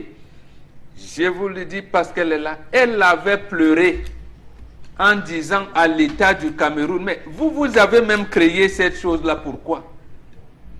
Je peux vous offrir les briques, je peux vous offrir la technicité sur le bois, mais vous ne m'utilisez pas. Vous avez donc créé ça pourquoi? C'est vrai donc, aussi voilà qu'il y a une pensée qu'on a laissé prospérer au sein de l'opinion publique camerounaise, comme quoi, lorsqu'on construit en bois, c'est qu'on est un raté. Non, justement, c'est faux. Reçu, c'est faux. C'est faux, puisque je vous donne les bâtiments construits en 1973. 72-73, de certains bâtiments de la SOPECAM qui sont encore là. Et c'est un ministère. Même aux États-Unis, les grandes bâtisses aux États-Unis, les villas, c'est en bois. Et vous avez des techniciens, des ingénieurs en industrie de bois qui sont là, qui ont été utilisés par la Mipro-Malo, qui ont. Et vous avez quelqu'un que vous avez nommé, les gens que vous payez, ils vous disent, oui, nous pouvons construire des cités sikh en bois. Vous n'expérimentez rien du tout. Je parle seulement de comment on aurait pu exploiter à bon escient nos forêts. Parce que Charles Hamel a abordé l'autre problème qui est également essentiel, meubler les choses. C'est-à-dire que, imaginez ce que ça pourrait apporter à l'Est Cameroun. Je parle seulement de l'Est, mais tout le Cameroun est dans la forêt, sauf peut-être le septentrion. Qu'on ait imaginé construire à Bertoua, je ne sais pas moi, Yokadouma, une cité sikh en bois. Et on aurait dit Mipro-Malo, voilà, Maïtur, allez nous aménager, la SIC, venez, ainsi de suite. Vous savez ce que ça aurait pu faire? Ça pourrait pu engranger comme bénéfice sur le plan touristique. Et que même pour le budget de l'État, que le matériel de bureau, l'aménagement des bureaux soit fait en bois, les tables de bureau, les chaises de bureau. Là, si l'État avait donné cette impulsion-là, logiquement, il faut pas aussi qu'il négocie qui vient d'être recruté à Kinos, il dirait n'allez pas chercher Louis XIV. Il y aurait des menuisiers partout, et chacun selon sa bourse. Allait dire, dans ce moment-là, mais je n'allais pas envier, je ne sais pas moi, le délégué du gouvernement qui allait lui acheter là où il achète des ministres. Moi, j'aurais ma portion à moi. Et je sais que non, moi, l'autre menuisier, ainsi de suite, ainsi de suite. Donc, non seulement les élèves auraient appris le bois, des SAR SM jusqu'à l'enseignement supérieur, tous les fonctionnaires et nous tous qui travaillons auraient pu meubler nos trucs avec D'accord. le bois local. Ok, on n'a pas beaucoup de temps, on va essayer de rationaliser le temps. Hein. Vous avez, Florazé, vraiment, Oui, 1 minute 30. Oui, je dis qu'il faut qu'on arrête de banaliser les métiers du bois, notamment les menuisiers et autres. Parce que je me rappelle qu'en 2016, on a réussi sur une action gouvernementale à créer l'unité du bois. Et puis comme on disait, c'est un métier scientifique. C'est un métier scientifique et maintenant, il y a un problème de réinsertion après. Quand ces jeunes sortent de cette unité, je rappelle qu'il y a en Balmayo, que font-ils? Ils sont obligés justement de se rabaisser parce qu'il faut justement joindre les deux bois et créer des petites menuiseries et autres. Et aussi, il y a cette idée reçue qui est confortée et puis qui est transmise de génération en génération comme quoi utiliser du bois, orner avec du bois, c'est justement être un sous-homme d'une classe basse. Vous voyez qu'il faut reconstruire les choses. Il faut reconstruire, il faut justement se remettre sur une nouvelle base sociale. Et puis moi, je tiens à encourager les jeunes. Parce que utiliser le bois, transformer le bois est toute une science. Je rappelle qu'il y a même des serviettes hygiéniques qui sont faits à base de bois. Mais si c'est la cellulose, c'est le bois. Justement, donc, il faut qu'on continue. Il y a des secteurs qui méritent d'être valorisés. Et justement, le secteur du bois n'est pas valorisé, il est mis en... Parce que justement... Donc pour vous trouvez incompréhensible que 80% du bois camerounais soit exporté. Mais justement parce que, j'allais terminer, chuter par là, on a donné libre cours aux investisseurs étrangers qui viennent et peut-être, comme on l'a dit, forment nos jeunes pour leur propre intérêt et puis ils repartent. Parce qu'allez, il y a les séries qui sont en camp des forêts que nous connaissons, des séries qui exercent et autres, qui exercent nos frères. Hein? Nos parents et tout, qui sont là pour laquer, marbrer, changer, transformer le bois. Maintenant, peut-il laisser leur activité pour revenir peut-être dans l'informel et autres? Ça, c'est la grosse question aussi. Non, parce qu'il faut bien joindre les deux bouts. Alors, peut-être vous le dites toujours, le mal-être, la promiscuité et autres, fait en sorte que certains Camerounais ne savent pas à quel sens. Oui, Florazé, ok, merci. Vous avez respecté. On vous dit d'utiliser le calabot. Oui, et il faut également dire que c'est Louis XIV que vous lancez dans le débat ce matin, c'est du bois qui vient d'Afrique. Hein. Il ne faut pas aller chercher très loin. Alors, cher Lamel Mbachou, vous dites ce matin que la menuiserie, la filière bois, est une filière à la ramasse au Cameroun. Monsieur Eric Fopoussi, le constat parle de lui-même. Permettez-moi de vous dire que du temps où le ministre Louis-Paul Motazé était à l'économie, ils avaient implémenté un projet, ce qu'ils avaient appelé programme de compétitivité des filières de croissance avec la Banque mondiale. Il y avait le secteur avicole, l'agroalimentaire, il y avait l'écotourisme, il y avait beaucoup de choses. Et il y avait la filière bois, la promotion de la filière bois à l'intérieur de ce programme de compétitivité des filières de croissance qui malheureusement est mort un an après. Mais après que tout a été signé, rassurez-vous. Il savait que ça allait mourir. Après que tout a été signé, M. Eric Fopoussi. Alors, sur un exemple très simple, parce que celui qui était venu même après, Manou Djoumessi n'a pas continué. Donc, on est venu, on a trouvé que ça, c'était un projet qui bouffait, c'est un projet vraiment sans technique. Vous savez que celui qui arrive trouve que ce que l'autre avait fait n'était pas bien, il veut implémenter. Mais les budgets, quand même, sont déjà passés et on les épuise, M. Eric Fopoussi. Une planche de 4 mètres 30 cm, 4 mètres 30 coûte 7 000 francs environ. Si on enlève le taxi, monsieur Eric Fopoussi, vous êtes dans les 7 000 francs. On parle d'un bois simple comme le bois bidou. Il faut 4 planches pour faire un lit, monsieur Eric Fopoussi. Ensuite, il vous faut à peu près 4 500 francs pour vous ravitailler avec les vernis, les pontes plaquettes, les clous et tout cela. Après tous les travaux, et vous avez les travaux de scierie, il faut faire scier, il faut tout aménager et tout, monsieur Eric Fopoussi. Après tout ça, vous avez fait un stage de menuiserie. Oui, monsieur, non, monsieur Eric Fopoussi, j'ai fait un stage. La fabrication d'un lit, après tout cela, vous revenez sensiblement à 30 000 francs CFA pour 4 planches. Calculez vous-même. 30 000 francs CFA, je dis environ. Il faut désormais pour le menuisier s'acquitter de l'OTVP qui coûte 36 000 francs CFA. Parce que pour exposer, il est obligé de prendre un bout de l'occupation temporaire de la voie publique. Donc 30 000 francs, il doit payer la taxe d'hygiène et salubrité, qu'on insiste 10 000 francs par là, et il doit s'acquitter de son loyer qui tourne dans les tours de 20 000 francs CFA. Ça fait 36 000 plus 10 000 francs plus 20 000 francs. Vous voyez à combien se retrouve un menuisier par mois. Donc, enlevons les différentes taxes qu'il paye, bien évidemment, là, vous vous rendez compte que le menuisier souffre, il a à peu près par semaine 000 francs, s'il a même les marchés, M. Eric Fopoussi. Donc, disons-le concrètement qu'au Cameroun, rien n'a été prévu. Regardez à Douala, la majeure partie des maisons à Douala, ce n'est pas en bois. Les Douala ne vivent pas dedans. On appelle ça Les carabas. populations, non, c'est le nom que vous avez trouvé. Allez à Boya, allez à Limé. Quels sont les types de constructions que vous retrouvez de ce côté? Faites le tour des États-Unis, que ce soit du Texas et tout. Les gens construisent avec du bois. Vous appréciez même la qualité de bois. Baladez-vous dans la ville de Douala. Il y a des maisons qui ne font que dans la promotion du bois, construction des maisons en bois. Regardez le design, la façon avec laquelle c'est décoré. Mais vous vous rendez compte que vous pouvez construire avec du bois et être heureux, monsieur. Et ce problème d'humidité en construisant avec du bois, et du bon bois, vous n'avez pas de problème d'humidité, de l'eau qui sointe, qui entre et tout, encore que En fait, l'eau à essence le retient de l'eau. parpaing en bris de terre, c'est pas notre affaire. Dans le ciment, c'est pas notre affaire. On D'accord. devrait même détruire ça. Alors, tendance sur la question de la menuiserie. Charles Hamel dit ce matin que les menuisiers sont abandonnés, que la filière bois est abandonnée. Qu'est-ce que tu en penses? C'est là où je vais te dire quoi, les chaises en rotin. Combien de Camerounais ont les chaises en rotin chez eux? Voilà. C'est toi avec le bois qu'on fait notre moment. Non, c'est l'artisanat. C'est pas le l'artisanat. bois. Je mélange tout ça. bambou Je de mélange tout ça bambou comme de le Chine. bois. Bambou de Chine. Je vais tout mélanger ça.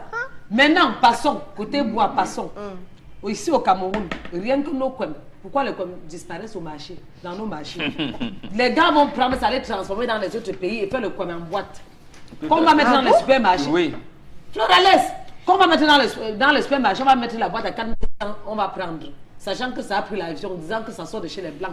Alors que nous, on peut consommer. C'est ça Tout à l'affaire fait. de Louis XIV. Tout le Tu monde comprends, doit on appelle acheter mon- salon Louis XIV Oui. alors que le bois est sorti d'ici. Voilà. Rien que les tomates que nous avons au marché, les gars prennent, ils achètent en soc-soc, ils partent mettre dans les boîtes, ils vendent même en paquet, parfois ils te disent 4 500 francs le paquet de tomates importées. D'accord. Alors que ce sont nos tomates. C'est une analyse Ce sont mes analyses. brillantissime Absolument. Voilà. tendance Même qui nous, montre, nous l'avons disparu. Attends. qui montre bien On va faire le Bunga en boîte. l'état des lieux, Vous allez voir. l'état des lieux de la filière bois au Cameroun et de ce qui se passe. Voilà, messieurs, merci infiniment de rester avec nous sur Equinox Télévision.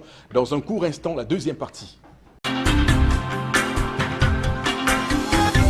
Retour sur le plateau, madame, messieurs, merci infiniment à vous de nous faire confiance sur la chaîne qui, au-delà de l'image, vous rencontre. Vous pourrez également remplacer chaîne par télévision, que nous en serions au même point.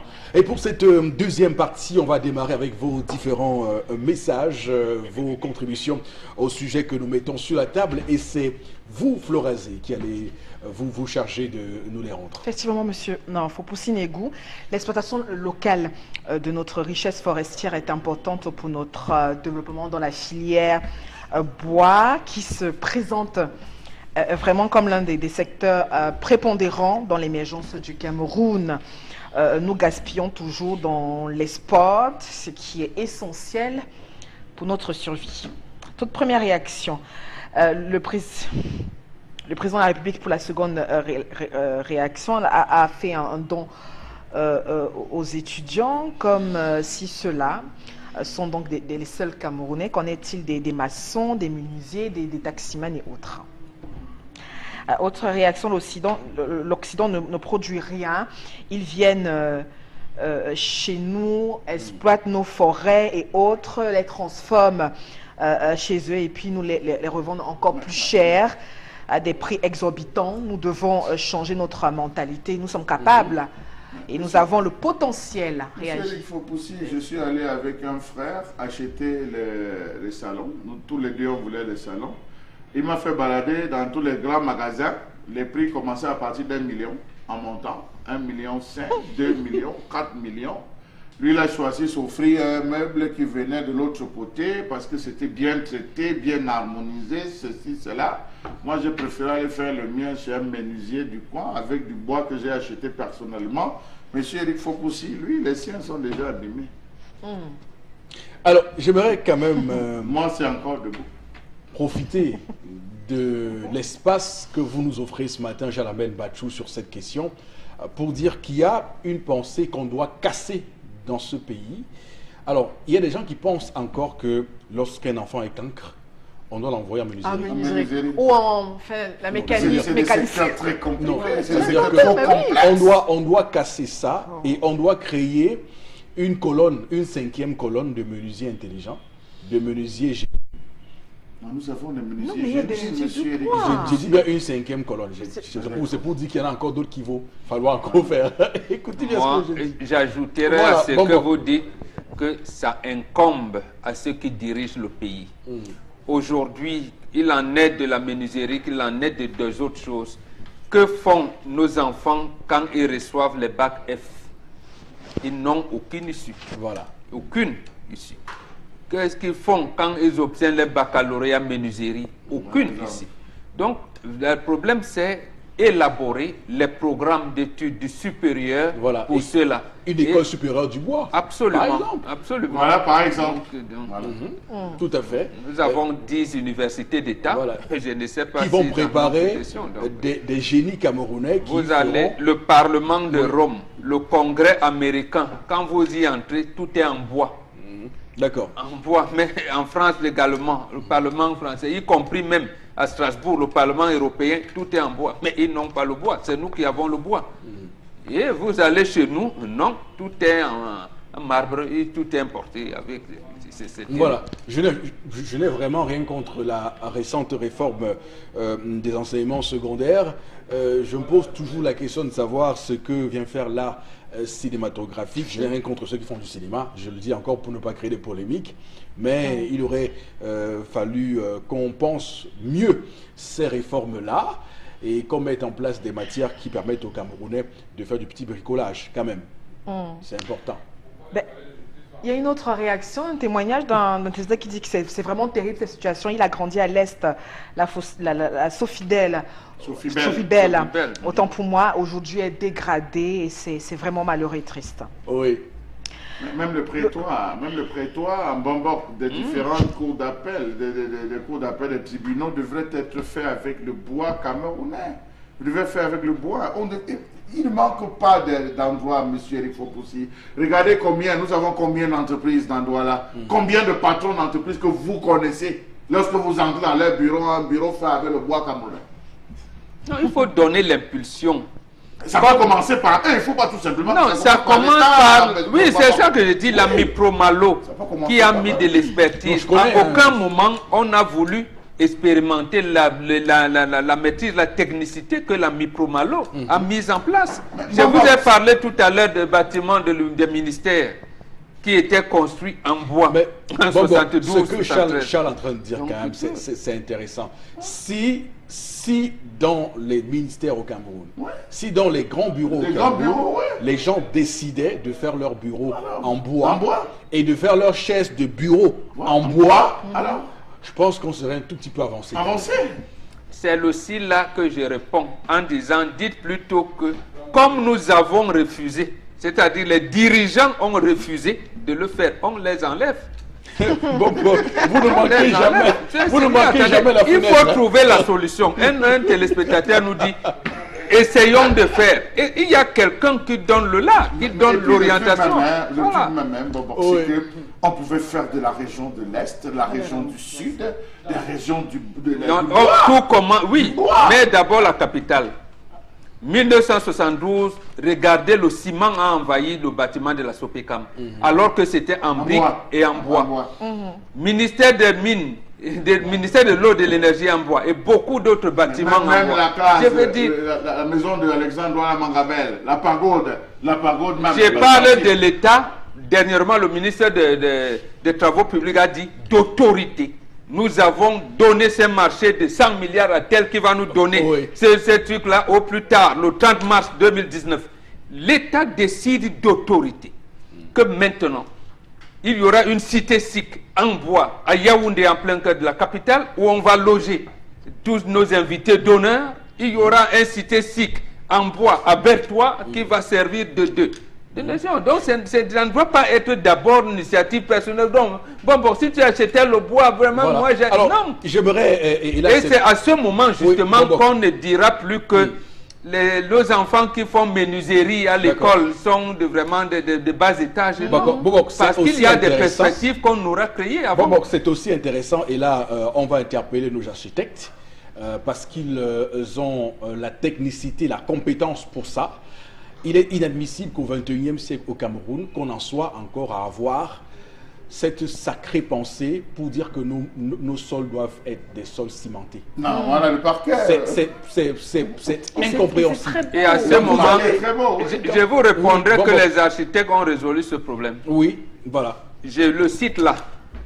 Il a refusé de parler, mais il sera obligé de parler. Il s'appelle Yimga Moyo. Oui. C'est eux qui avaient pour but de construire le palais qui devrait habiter le Parlement camerounais, c'est-à-dire l'Assemblée nationale et le Sénat. Oui. Et il ne veut pas nous dire où sont les travaux.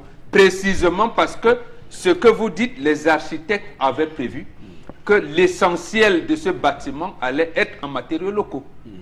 Et toutes les études avaient été faites et tout, mais il ne dit rien. Il a voulu poser la question, il dit ce n'est pas moi. Et il a raison. Il a raison de le dire parce que celui qui construit le palais lui dit si tu parles, on tu est vas toujours voir. impressionné lorsqu'on arrive dans des hôtels étrangers Voilà. de voir que les sols sont en bois. Ouais.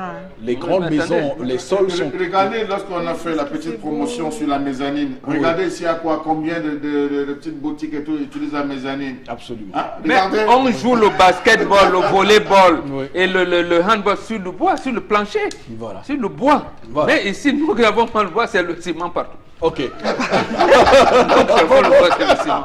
Bon, on a fait L'image, l'émission. hein. l'image. Vous avez fait l'émission. Et c'est vrai, c'est Ouais. vrai, mais- Nous qui avons le bois, c'est du ciment partout. Ciment. Et- Victor. Voilà. Florazé, vous lisez le dernier message. Oui, enfin pour confronter ce que Mbambok disait, Victor qui dit que la Mipramalo Mipramalo est une source de progrès. Donc il existe également un arrêté du Premier ministre même qui encourageait la construction des bâtiments de l'État en briques de terre. Où en sommes-nous aujourd'hui? Ah, Vous avez dit les- c'est qui? Vous avez dit c'est qui? Victor Il nous a qui réagit. il nous a pas Et il les appelle. logements sociaux, ils sont allés prendre le ciment. Voilà.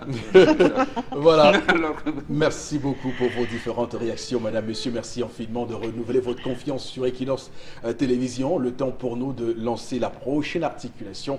Il s'agit de la revue des réseaux sociaux. Trois informations, Eric Fopoussi, pour cette journée du 28 août. Et puis, actualité oblige, et puis buzz également sur la toile à travers les présidentielles, la présidentielle 2018, avec Elecam qui retire donc les bureaux de vote dans les casernes militaires. Donc, les bureaux de vote seront donc déplacés hors des enceintes des casernes militaires et hors des clôtures pour ceux qui sont dans les chefferies. Rappelons que plusieurs partis politiques ayant à leur tête le SJF s'étaient fermement opposés à l'ouverture de ces bureaux de vote à l'élection présidentielle prévue le 7 octobre prochain. Et les CAM, dont-ils donc avec ce rétro-pédalant, cette rose sur la toile, les gages de la capacité aussi à conduire ce scrutin de manière juste et crédible. On s'interroge. Et puis on rappelle que les internautes s'accordent pour dire que c'est une victoire du SJF et que les autres partis d'opposition gagneraient, pourquoi pas mettre la main à la pâte pour mieux démocratiser Elecam. En tout cas, Eric Fopoussi, le débat est clos. Alors, je pense que certains partis politiques vont vous en vouloir d'avoir dit que des partis politiques à la tête C'est pas moi qui le dis, desquels hein, le les SDF internautes Non, ils qui, vous diront que le SDF est en train de réseaux grossièrement récupérer ce qu'il appelle victoire. Mais il est quand même un fait que le SDF a été très présent sur ce dossier depuis des mois, avec des correspondances adressées à l'ancien DG d'Elecam et ensuite au nouveau, qui d'ailleurs avait opposé au SDF une fin de non-recevoir sur cette revendication. Et d'ailleurs, le SDF prévoyait une marche de protestation le 15 septembre prochain ici, Madola, pour continuer à faire cette revendication. Oro Bengan, comment vous appréciez, on va dire, ce revirement d'Elecam? D'abord, nous n'avons pas, et moi non plus, vocation à distribuer les points aux gens. Nous n'avons pas été donnés pour ça. Mais en tant que citoyens, nous remarquons que SDF ne fait pas, j'allais dire, de récupération politique. C'est lui qui doit engranger. Et si c'est d'une victoire, doit engranger cette victoire-là. Maintenant, Bon, on ne peut pas ne pas le dire. Quand le SDF, à la session de plein droit au Sénat, a parlé de l'incompatibilité et du cumul des fonctions par rapport à la fonction de sénateur, on l'a dit. Quand le SDF, en novembre dernier, a fait le blocus pour qu'on inscrive la question anglophone à l'ordre du jour en plénière à Angoa-Ekele, on l'a dit, c'est le SDF. Donc quand le SDF mène une action, on n'est pas là pour dire le SDF. Voilà, qu'on ne nous taxe donc pas de pro-SDF ou pas. sommes là pour les faits. Rétablir les faits. Oui. Et actuellement, non, c'est du rétropédalage, mais ça se comprend. D'accord. Parce que il faudrait que les autres partis politiques qu'ils profitent j'allais dire, de ce dysfonctionnement qui existe au sein de l'ECAM pour pouvoir enfoncer et faire établir un certain nombre de choses sur le plan du droit. Ce dysfonctionnement, c'est quoi? Depuis ONEL, en 2002, lorsqu'on avait nommé Eno Kwayep et comme vice-présidente Madame Acha Moufort, ils avaient comme directeur des élections un ancien ministre qui s'appelait Pierre Elundoumani. Et nous disions à l'époque, et le SDF en premier, que pourquoi Elundoumani ne prête pas serment? C'est la même chose aujourd'hui. Le directeur des élections, vous verrez Babale ou Sani Tamouanou qui est parti, ou même Soussé qui est là, personne ne prête serment. Or, c'est eux qui manipulent les chiffres. C'est eux-mêmes qui créent des problèmes entre la commission, le conseil et eux, en disant non, c'est nous qui dirons, c'est nous, c'est nous. Non, à ce moment, profitons de cela. Les autres partis politiques devraient le faire, c'est-à-dire amener qu'il y ait contradiction criarde entre les prises de position du conseil de l'ECAM et la direction des élections. Donc vous verrez qu'il y en aura toujours. Qu'on enfonce donc. Aujourd'hui, il n'y a pas de carte d'électeur. Et SDF continue à dire, nous avons remarqué que généralement les présidents des bureaux de vote et des centres de vote sont des militants des partis politiques, surtout des partis du RDPC. Nous allons batailler pour que ça arrive. Il faudrait donc qu'ils intègrent le truc. Ou bien que eux, qu'ils disent, parce que j'ai entendu les gens de l'ECAM vous dire que oui, mais on va faire comment en Ngombe? Dites-leur que on doit enlever ça de la chefferie de Ngombe à Douala 5. Parce que le chef de Ngombe, c'est lui le maire de Douala 5, qui est également maire RDPC. Comment vous allez voter sur le maire RDPC? Bon, si en Ngombe, il n'existe pas de république... Sa Majesté, on n'a rien contre Sa Majesté. Voilà, non,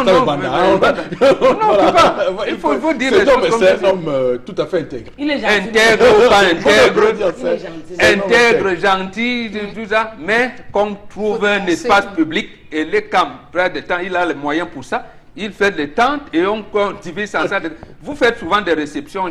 On m'a amené quelque part dans ce que vous appelez les tentes climatisées, là, non? Oui. Non, mais quand vous pouvez faire des tentes pour avoir les réceptions pendant le deuil, tout ça, vous ne pouvez pas faire autant pour les faire élire? C'est une idée. Voilà. Donc, maintenant, par exemple, on va voter à l'école publique de Camberto. C'est un camp militaire, hein? Puisque le camp Berthaud, il y a quand même le commissariat dedans, même s'il y a le public. Non, on doit enlever ça et délocaliser ça au lycée de Nouvelles. D'accord. Ou quelque part ailleurs. Donc, le SDF s'est engagé à continuer ce combat. Si les 8 autres, je vais dire les 7 autres candidats peuvent se joindre à ça, qu'ils continuent. Pourvu que le citoyen aille voter de manière normale. D'accord. Alors, il faut dire que le prochain point d'achoppement entre l'ECAM et les partis politiques, c'est bien la liste des présidents des bureaux de vote et des centres de vote qui va être publiée bientôt. Et le SDF commence à soupçonner que ce soit des militants du RDPC qui soient... C'est au-delà du soupçon, puisque les élections passées, c'était des militants. Si le SDF ne nous avait pas dit que M. Soussé était militant du RDPC, personne n'aurait su. Dans l'ONCAM. On ne l'aurait pas su. Alors, mais ce qui est intéressant aussi, c'est cette question des cartes d'électeurs. Beaucoup se plaignent que justement les cartes d'électeurs ne sont pas sorties et qu'ils font des mains et des pieds tous les jours à l'ECAM pour aller retirer leurs cartes, mais n'arrivent pas à rentrer en possession de ces cartes-là. Est-ce que l'ECAM aujourd'hui donne des gages d'assurer de manière juste et transparente ce processus électoral? Non, sur ce problème de cas, je vais terminer par là. Oui. Je pense même que c'est l'un des points qui a fait enlever Babale. Oui. Parce qu'il avait dit que j'ai négocié serré pour intégrer les ingénieurs camerounais dans le processus. Ce ne sont pas de moi, c'est de lui. Il avait dit également que la machine qui établit les cartes est en panne. Et j'ai privilégié peut-être tout ça que à ce moment, on ne payait pas les agents. On a estimé que non, il ne fallait pas dire ces choses-là. Bon, maintenant, ceux qui viennent, ils ne nous disent rien. Si la machine a été réparée, s'ils ont acheté une nouvelle machine, mais nous, on est là, on est sans carte. Donc, qu'ils nous donnent, il n'y a donc pas encore de garantie. Donc, les 7 autres partis d'opposition ont la possibilité là maintenant de s'investir dans le champ pour que le SDF n'engrange pas seul. les dividendes les politiques. dividendes politiques. Voilà. Alors, Charlamel Bachou, c'est vrai que l'article 96, alinéa 4 du Code électoral de 2012 est aujourd'hui clarifié, puisque vous savez qu'il y avait ces problèmes d'interprétation des deux expressions, lieu public ou lieu ouvert au public. Alors c'est vrai que le directeur général adjoint Karimou dit que ça reste des lieux publics, même s'il il dit qu'ils ont fait ce rétropédalage pour calmer les tensions. Monsieur Eric Fopoussi a des projets à court, moyen et long terme. Oui. Donc, prenez cela, vous adaptez tout simplement à la réalité. Oui, c'est un fait. Dire qu'on a compris ce que vous avez dit, nous procédons à la délocalisation. Si on enlève de l'intérieur pour coller sur la barrière, à l'extérieur, C'est la même chose. c'est la même chose. Monsieur Eric Fopoussi, donc il faut le préciser. Donc, moi, je pense que nous devons attendre tout simplement, parce que là, pour crier victoire, il faut attendre la publication des autres, de l'autre liste pour dire, ok, vous avez dit ça ne sera plus là-bas, mais nous allons faire, peut-être on va traverser la route, juste traverser la route et faire en face l'autre côté de la route, peut-être attendons la publication pour pouvoir crier victoire. Mais d'ici à là, moi je pense que dire qu'on va délocaliser, ça ne sera pas à l'intérieur, ça sera à l'extérieur, je suis d'accord sur ce plan, attendons juste la publication, c'est tout. Voilà, tout à fait. Alors, on va rester avec... J'ai de la peine maintenant, est-ce que, parce que c'est un sujet politique, Non, tu vas envoyer mes provoques encore. On va c'est quoi? Délocaliser quoi? Délocaliser, oui. Même le mot délocaliser. Délocaliser les bureaux de vote des casernes militaires Vous et mettez où? des chefferies traditionnelles. On met rien que dans les chefferies, dans les quartiers. Non, on va enlever les chefferies Voilà. et des casernes militaires. Même là, dans les écoles. les campeurs disent n'importe quoi. Chefferie traditionnelle, ce n'est pas un lieu public. Donc, on Ce va n'est pas même mettre- pas on va ouvert pas au mettre public. là-bas, paix, mon bon. D'abord, si vous regardez la liste mais des gens qu'on a on demandé enlève de les cotiser Oui. pour la campagne du RDPC, vous verrez que les chefs traditionnels avaient une cote part. Mais- Chef mais- troisième mais degré la devait chefferie, cotiser Est-ce que c'est 50 tout 000 le francs. monde d'abord qui entre à la Je chefferie? ferai. Attendez, Ouais, c'est ça que je dis. Et en plus, partant du principe sacré, c'est pas tout le monde. c'est qui pas entre tout à le la monde qui chefferie. entre là-bas. Tel que je comprends la peine moment, si on laisse les bureaux de vote dans les chefferies ou encore dans les Casernes commissariats, militaires, oui. où c'est les casernes militaires, quoi? Casernes militaires. Caserne militaire, quoi va faire? On ne va Si on pas ne voter va pas contre ton père. Ah, C'est donc le SDF a peur c'est que qui si n'est on pas entre sûr. là, on Bon, ne peut pas voter. Oui, Bon, c'est pas une parce que garantie. ton père a aussi dit que Qui a- ces gens-là, les chefs de quartier doivent lui donner 50 000 francs pour sa campagne électorale. Et ils ont donné. Donc ils ont... 50 000 Oui. 25 000 et 50 000. Voilà, 50 000 c'est par grade. Deuxième degré donné, voilà. Mais ce qui est étonnant, c'est qu'on n'a pas mis les premiers degrés.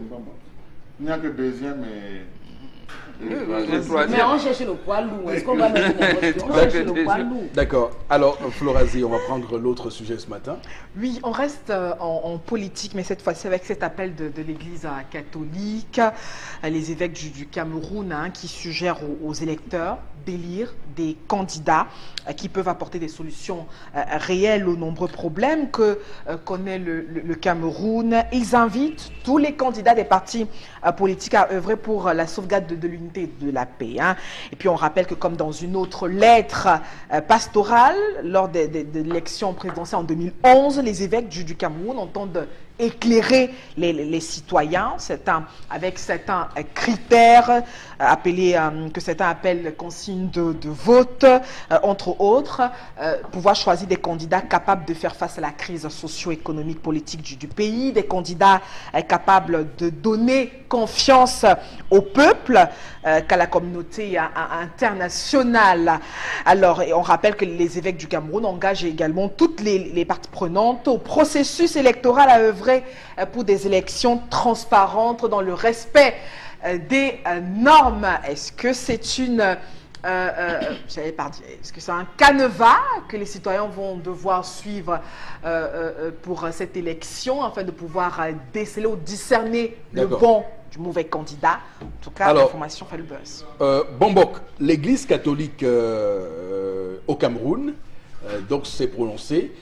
Beaucoup ont tout de suite interprété cela comme une consigne de vote. Est-ce que pour vous, le message épiscopal est suffisamment clair pour être qualifié de consigne de vote? Non, c'est un message diplomatique. Mais peut-être qu'ils vont expliquer aux prêtres et aux curés que pendant les messes dimanche, qu'ils expliquent ce que ça veut dire. Mais ils auraient pu aller là, deuxième point, ils auraient pu se comporter comme en RDC. Parce que là-bas, le président Kabila dit qu'il a un seul parti d'opposition, c'est l'Église catholique. Ils ne sont pas allés là. Mais je comprends qu'au Cameroun, l'Église catholique a une collusion incestueuse avec le pouvoir. Il ne peut pas dire aux Camerounais, celui qui nous dirige là, ou alors la coalition qui nous dirige là, ne peut plus rassembler les Camerounais. Il y a la guerre, il ne peut pas résoudre, donc choisissez parmi les autres. Rappelez-vous quand même que Monseigneur Cléda, avec le premier, a dit que si Paul Biya aime ce pays, qu'il se retire. Oui, mais là maintenant, ce n'est pas lui seul, c'est tous les évêques. Je dis, il est le président quand même. Mais un peu avant Charles Hamel, justement, je voulais qu'il soit clair. Je pense peut-être qu'ils vont encore se repositionner quand les candidats vont dévoiler leurs problèmes. Parce qu'en 1954, ils ont sorti une lettre épiscopale avec les bonneaux, tout le monde, qui disait n'adhérez pas à l'UPC, fuyez les UPC. C'est des communistes, alors qu'ils savaient eux-mêmes, eux qui lisent la Bible de Flora, ils savaient eux-mêmes qu'ils disaient les mensonges. Donc ils disaient la fausseté à l'aise, ouais, ils disaient les mensonges. Or, le Oumoué n'était pas communiste. Oui. Au point où Oumé a même allé faire signer sa carte de Sainte-Seine à Douala, la deuxième. Là. Son pasteur, Thiega Joseph, lui dit que on m'a dit que tu étais communiste. Et Oum lui dit, mais toi-même, tu dis quoi? Et si je disais que Dieu n'existait pas, je n'allais pas venir ici. Donc l'Église catholique doit être claire en disant aux candidats qu'ils sont 9, mais nous avons éliminé un. Choisissez parmi les 8, c'est lui qui vous semble bien. Là encore, ça va être bien. D'accord. Alors, on peut dire que l'Église catholique a procédé par pédagogie, non, Chalabel, lorsque il semble décrire... Où il semble décrire le candidat idéal, celui capable d'unir le pays. Unir le pays, résoudre la question du nord-ouest et du sud-ouest. Que quelqu'un d'autre a créé. Pourquoi on veut s'offusquer à cette diplomatie? Non, je vais seulement vous comprendre. Nous avons eu Monseigneur, le cardinal Toumi, qui a voulu s'engager dans la résolution. Toutes les tomates du monde lui ont été même les tomates, les œufs pourris. Voilà. Je trouve normal que la conférence épiscopale s'avance pas là. Peut-être c'est la première sortie. Voilà. Attendons une autre sortie. Mais pour le moment, ils ont quand même essayé de dire que vraiment, choisissez le bon, celui qui peut résoudre. Lisez les programmes. Lisez les programmes. Et là-dedans, il peut y avoir des moins bons. Il ne veut pas dire des mauvais, il dit des moins bons. Voilà, donc c'est clair que on peut comprendre aussi que de manière diplomatique, l'Église catholique ne se lance pas trop sur cette question parce qu'on ne sait jamais ce qui peut se passer. Vous avez vu qu'ils sont restés, ils n'ont pas dévié la ligne du cardinal Toumi. L'important, c'est résoudre la crise du nord-ouest et du sud-ouest. Donc, le candidat idéal, ça peut être qui, M. Eric Fopoussi? Je crois que c'est la question que chaque Camerounais, chaque fidèle devrait se poser, que sur les 8 que je vois, quelle est la personne idoine qui peut résoudre, parce que ça, c'est un problème de l'heure, hormis des problèmes énergétiques, les problèmes de tout. Quelle est la personne qui sera à mesure de pouvoir résoudre? Comme ils sont politiques, peut-être qu'il y aura comme aux politiques un décret d'application. Donc, on va peut-être envoyer une lettre, cette fois-là, adressée au curé, au curé des paroisses, en leur disant comment expliquer la note des évêques. Mais bon, alors, parce que lorsqu'on lit, parce que je l'ai lu attentivement, cette lettre épiscopale signée de Monseigneur Cléda, lorsqu'on lit, on sent que l'Église catholique, alors ça c'est l'impression, le sentiment qu'on a, que les catholiques ne souhaitent pas que le président Paul Biya soit élu. On sent bien que le profil du candidat qu'ils décrivent n'a rien à voir avec le profil du président Paul Biya. Et Charles Abel Bachou l'a rappelé dans la déclaration de Cléda, qui a dit clairement qu'il s'est positionné, même Toumi l'a dit, là aussi dit. Donc on sent que l'Église catholique n'est pas pour que le régime continue, mais il y en a qui disent qu'il y a une division au sein de ce conseil et que l'archevêque de Yaoundé ferait le forcing, par exemple, pour que Jean Barga ferait le forcing pour qu'il ne soit pas clair. De toutes les manières, il y a eu une réunion à Kribi où on a refusé au dernier moment de parler de Monseigneur Bala. Alors qu'après sa mort, la conférence épiscopale de Yaoundé devait se réunir et tout était, y compris l'homélie, et celui qui était chargé de dire cette homélie, à la dernière minute, monsieur, on ne veut pas entendre parler de Monseigneur Bala ici. Donc, comme vous avez raison, L'église ne veut pas arriver au clash. Du moins, l'Église a peur pour des le moment, conséquences, voilà, tout à fait. ou bien des représailles qu'elle pourrait subir suite à une décision un peu trop claire et un peu trop vindicative. Donc peut-être que Monseigneur Cléda va trouver un moyen pour que les évêques, chacun à son niveau, instruisent au curé comment dire la messe, comment expliquer cette lettre. Certaines parties de l'évangile qu'il faudrait utiliser pour faire comprendre qui est César et comment est-ce qu'on devrait désormais traiter le futur de César. D'accord, très bien. Je pense qu'on a désormais les éléments pour bien comprendre cette sortie des évêques du Cameroun et comprendre pourquoi il reste flou sur le choix. Parce que non, mais c'est technique. Oui. La technique, on l'explique. Ils sont pas, c'est flou pour nous, mais c'est technique. Quand Mila faisait les dribbles là-haut, bon, si un entraîneur ne vous explique pas, tu vas seulement dire, mais non, Eto'o joue bien. Mais lui, pas vous dire qu'il a fait dépassement de jambes, ailes de pigeon. Bon, alors, et c'est en cela que la une de Mutation ce matin paraît tout à fait, on va dire, risible, parce que cette une parle clairement de la consigne de vote des évêques du Cameroun. Une consigne, il y a une n'en est pas une. Non, il y a une consigne, mais il faut que le technicien vous explique ce que c'est. Cette consigne. Voilà, quand vous êtes en diplomatie, oui, lorsque vous discutez avec les Japonais, quand il rit, ça veut dire qu'il n'est pas d'accord. Mais bon, quand vous discutez, bon, vous avez dit que non. La discussion, vous nous sortez souvent. Absolument. Un Japonais, vous dites, monsieur, il rit, ça veut dire qu'il n'est pas d'accord. Donc quand il ne dit rien, il est calme. Comme disait Aimé Césaire. C'est qu'il est content. Comme Aimé Césaire disait que quand quelqu'un est calme, comme la femme d'une femme qui manque, ça veut dire qu'il est d'accord avec vous. Aimé Césaire a dit ça dans une tempête. Une femme qui manque est très calme. Donc, quand un Japonais est calme, comme la face d'une femme qui manque, ça veut dire qu'il est d'accord avec vous. Mais dans votre environnement, vous ne saurez pas. Donc, Florazé, alors, on va terminer.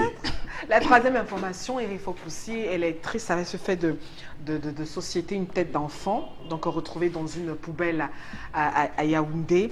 Je rappelle que la lettre a été donnée aux environs de 7 heures, en tout cas au petit matin de la journée d'hier, par un éleveur de porc qui cherchait donc la nourriture pour ses animaux.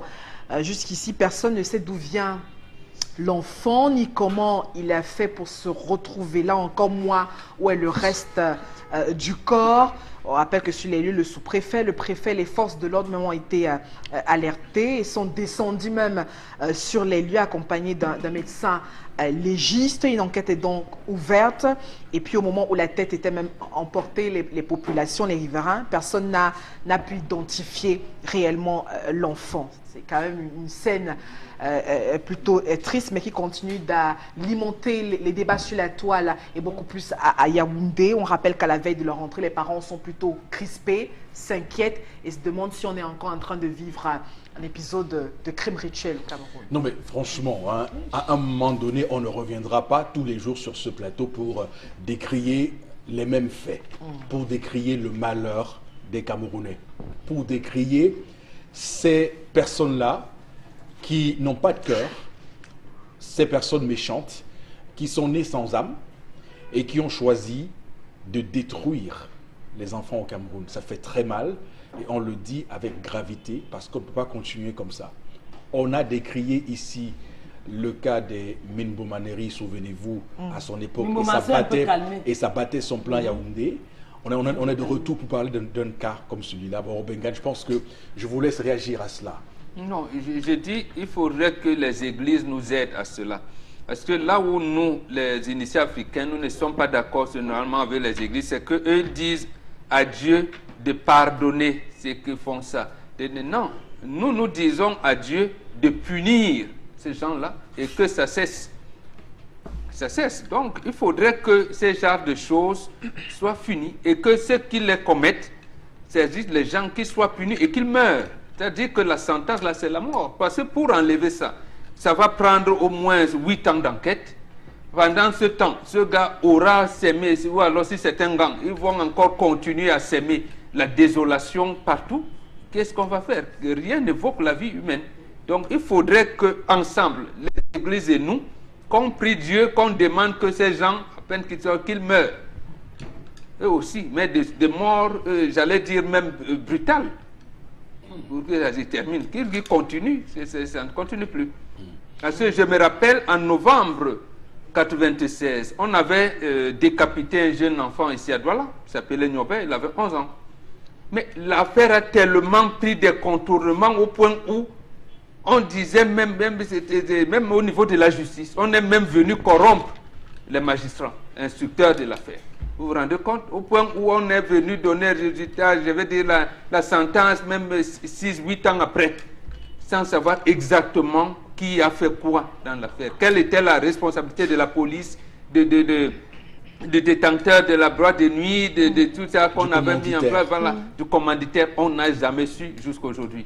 Et on camoufle, et c'est ce que, j'allais dire, ce que la loi des républiques, la loi des hommes, mais c'est pour protéger les malfaiteurs. Nous, on ne veut pas protéger les malfaiteurs. Oui, il faut les sanctionner, tolérance zéro pour cela. Alors, tendance. Tu sens que l'enfant a souffert, Eric. Oui, tout à fait. Tu sens que l'enfant a souffert avant de mourir. Vraiment, quand j'ai oublié, depuis hier même, je ne suis pas bien, quand je regarde l'image comme ça. Donc, c'est l'occasion maintenant aux parents. Les parents doivent sensibiliser leurs enfants. Celui que vous ne connaissez pas vous appelle, vous ne partez pas. On vous donne le bonbon, vous ne prenez pas. Quelqu'un vous donne à manger, même si c'est le soya, vous refusez. Appelez, criez même fort que je ne te connais pas, je ne te connais pas. Parce que parfois tu vas voir qu'ailleurs on est en train de pleurer, l'enfant l'a fatigué, que la mère est fatiguée de chercher l'enfant. Voilà où l'enfant est. Et ces gens qui prennent le courage de faire ça. Non, parlons peu, mais vrai, quand on meurt, on revient, on rentre quand même. Vous avez un cœur. Vous n'avez pas de cœur. Et dimanche, ils vont aller prier à l'église. Ouais, Seigneur, mes choses ne donnent pas. Ouais, ma vie dandine. C'est à cause de ça. L'innocent. Même si c'est un règlement de compte, parce que sur les réseaux sociaux, on a dit que oh, ça doit être un règlement de compte. Règlement de compte que l'enfant a pas l'enfant. Règlement de compte. Les commentaires de ça. Les commentaires de ça, on dit ça peut être un règlement de compte qu'on remet que sur l'enfant, l'innocent à quoi il voit. Qu'est-ce qu'on appelle d'abord règlement de compte? Le règlement de compte pour vous, c'est quoi? D'accord. Alors, Charles Hamel, il faut dire que nous sommes dans une émission sérieuse. C'est grave. Et que lorsqu'on pose sur la table un tel sujet, on doit avoir de la gravité lorsqu'on décrypte. Monsieur Eric Fopoussi, je vais vous le prendre sur... Je le prends à l'inverse. Dans une initiation, il faut 3 personnes. Le parrain, l'initiateur et l'initié. Dans la réalisation d'un crime rituel, il faut 3 personnes. Il faut le commanditaire, il faut l'exécutant et il faut la victime. Monsieur Eric Fopoussi, dans tous les polars que j'ai eu peut-être la chance de lire, lorsque vous pénétrez, on vous dit, on maîtrise chaque siècle. On sait que dans tel type de siècle, à une certaine période de période cyclique, il y a tel type de pratiques qui sont faites. Dans tel autre siècle, ils ont tel type. On connaît la majeure partie. Il est temps qu'on inventorie au Cameroun quels sont les siècles, entre guillemets, qu'on dit mystiques, quels sont les types de pratiques qui s'y passent, que ce soit sur le plan traditionnel, que ce soit sur le plan, que ce soit, laissez-moi dire, magie noire ou magie blanche, permettez de parler trivialement comme ça, qu'on essaie de savoir quelles sont les pratiques qui sont en train d'être faites. On doit être capable de savoir que tel sigle nous renvoie à tel corps, pour parler de simple, tel autre nous renvoie. Il y a une sorte de symbolisme dans l'ensemble de ces différents secteurs, des spécialistes qui peuvent travailler sur ces différentes questions et nous dire le fait de décapiter un enfant appartient du ressort de tel style parce qu'ils auront besoin du sang, ils auront besoin de ci, ils auront besoin de ça. Les enfants éventrés où on a enlevé certains organes comme le cœur, le ceci, cela appartient à tel type de cercle mystique. Ça c'est connu. Ceux qui enlèvent les parties, uniquement les parties génitales. Enfin, en fait, je veux le dire, en 2011, rappelez-vous, le Vouri était devenu le lieu où on retrouvait beaucoup de corps. En 2011, au niveau de la mangrove, un corps a été découvert, éventré, un corps... Rappelez-vous la période 2011. Oui, vous vous rappelez, on découvrait dans toute la mangrove des corps abandonnés. Comment ces gens allaient se jeter là-bas? On disait qu'ils sont tombés dessus. Entre-temps, en 2017, nous avons eu des enfants. En 2017, 2017, fin 2017, début 2018, nous avons eu des cas, des gens qu'on a attrapés qui prenaient des enfants ici, là, pour amener au niveau de Kiossi. On les a pris plein au niveau de la zone de Kiossi et Bitam, qui embarquaient les enfants pour les amener pour les rituels. C'était au Gabon, c'était où, disait-on, d'autres moments on avait lapidé, ça circulait sur les réseaux sociaux. Qu'est-ce que la police a fait? Qu'est-ce qu'on a dit? Rappelez-vous des crimes rituels. On a eu Miboman, on a eu Colbison, on a eu... Qu'est-ce qui a été dit? Qu'est-ce qui a été fait? N'oublions aussi que nous traversons une période sensible. Je crois que la police et les renseignements, je ne vais pas leur apprendre leur travail, à ce niveau, ils devraient avoir des spécialistes. Et je crois que les spécialistes de la chose, je crois que les initiés sont là pour dire attention, il faut arrêter cette histoire, monsieur Eric Fopusi. Absolument. Et même pourquoi pas créer une section spéciale. Je voulais finir en disant, oui. ça m'a tardé. Pour la première fois, le procureur a pu abandonner son bureau pour être sur le terrain, pour aller voir. Mais il y a des cas où on attend le procureur, il n'est jamais là. Il faudrait qu'il y ait une unité, notamment la cellule scientifique, pour procéder à la reconstitution du visage de cet enfant qu'on reconstitue et qu'on donne aux médias pour diffusion en disant cet enfant, est-ce qu'on pourra essayer de reconstituer pour que les parents puissent retrouver cet enfant et à partir de là mener des enquêtes. D'accord, merci beaucoup Florazé, merci aussi pour cette revue des réseaux sociaux. On va poursuivre cette émission, madame, messieurs, avec interpellation. On va d'abord regarder l'élément et on revient pour les commentaires en plateau.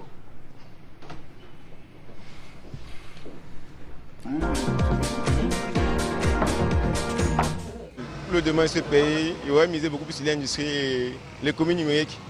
Vu que il faut que le gouvernement favorise l'investissement et la multiplier les startups par les jeunes de ce pays. Et aussi comme l'État baisse ses impôts, vraiment. C'est vraiment important.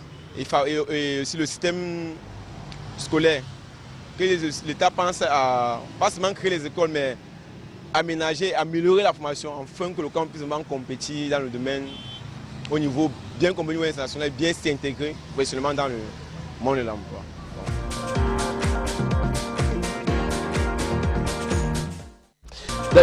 D'accord. Retour donc sur ce plateau avec le compatriote qui appelle l'État à une série de mesures pour favoriser les investissements, le business et l'économie, mais également faire en sorte que dans les écoles, la réforme des programmes puisse permettre à ceux qui sortent de nos écoles d'avoir le niveau international, que le jeune Camerounais qui soit aussi compétent que le jeune Sud-Coréen, par exemple. Donc, toutes ces questions-là, on se les pose. On rappelle quand même que les écoles de commerce dans le monde, le Cameroun pourrait, pourquoi pas, aujourd'hui, parler d'égal à égal avec ceux qui sortent de HEC.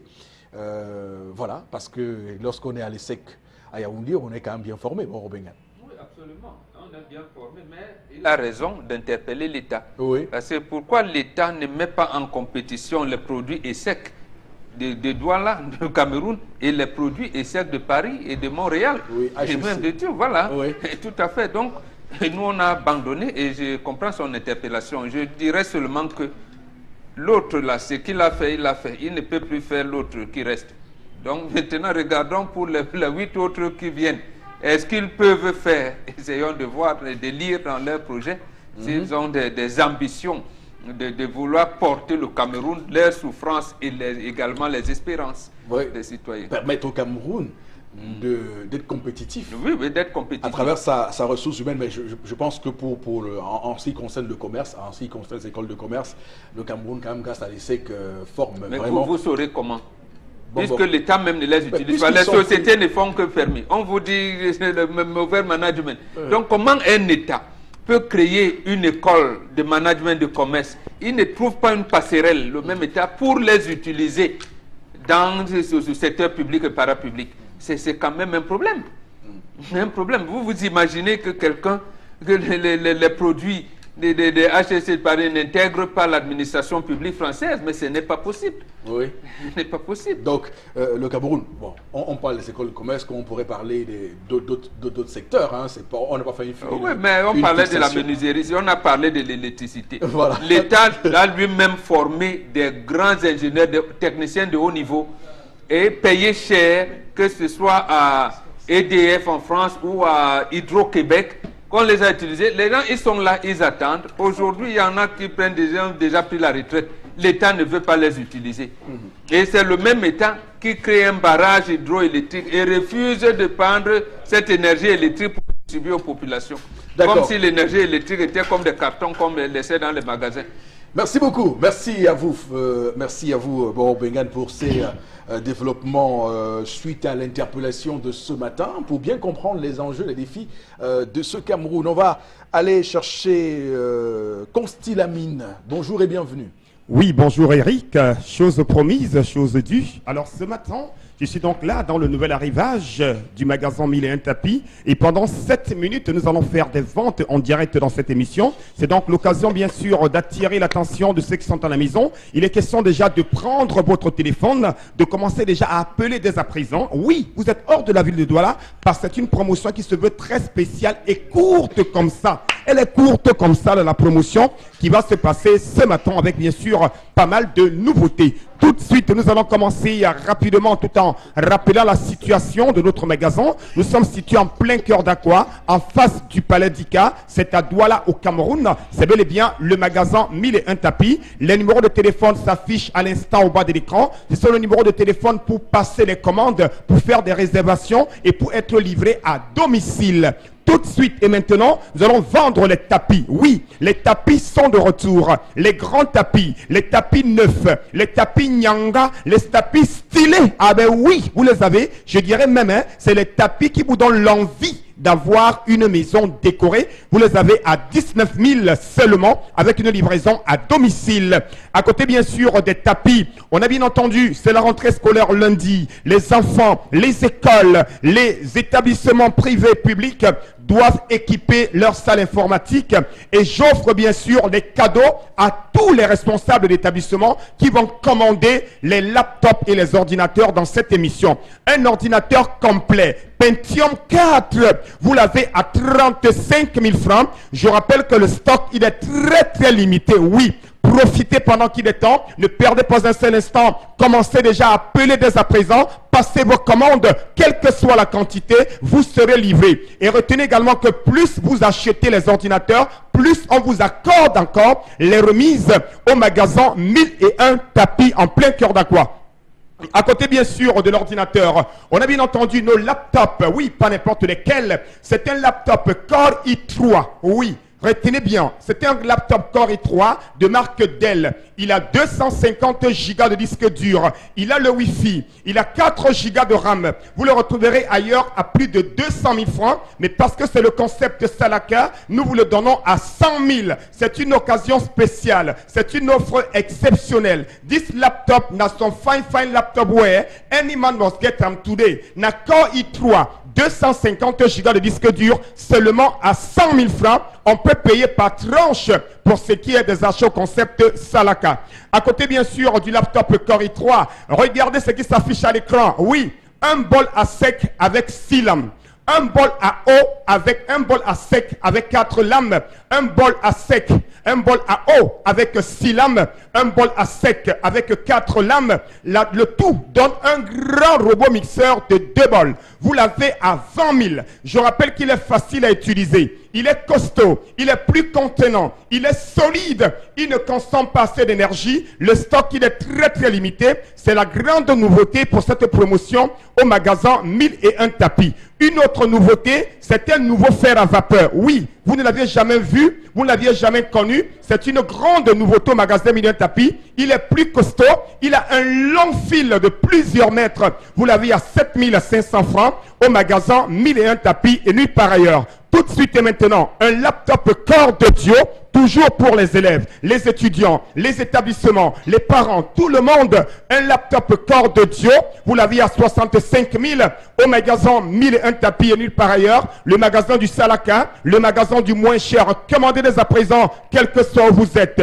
À côté bien sûr du laptop Core d'audio, on a bien entendu un magnifique Core i5. Oui. Je dis bien Core i5. Il a 320 Go de disque dur, 4 Go de RAM, lecteur et graveur DVD, Wi-Fi, caméra intégrée. Vous l'avez à 125 000.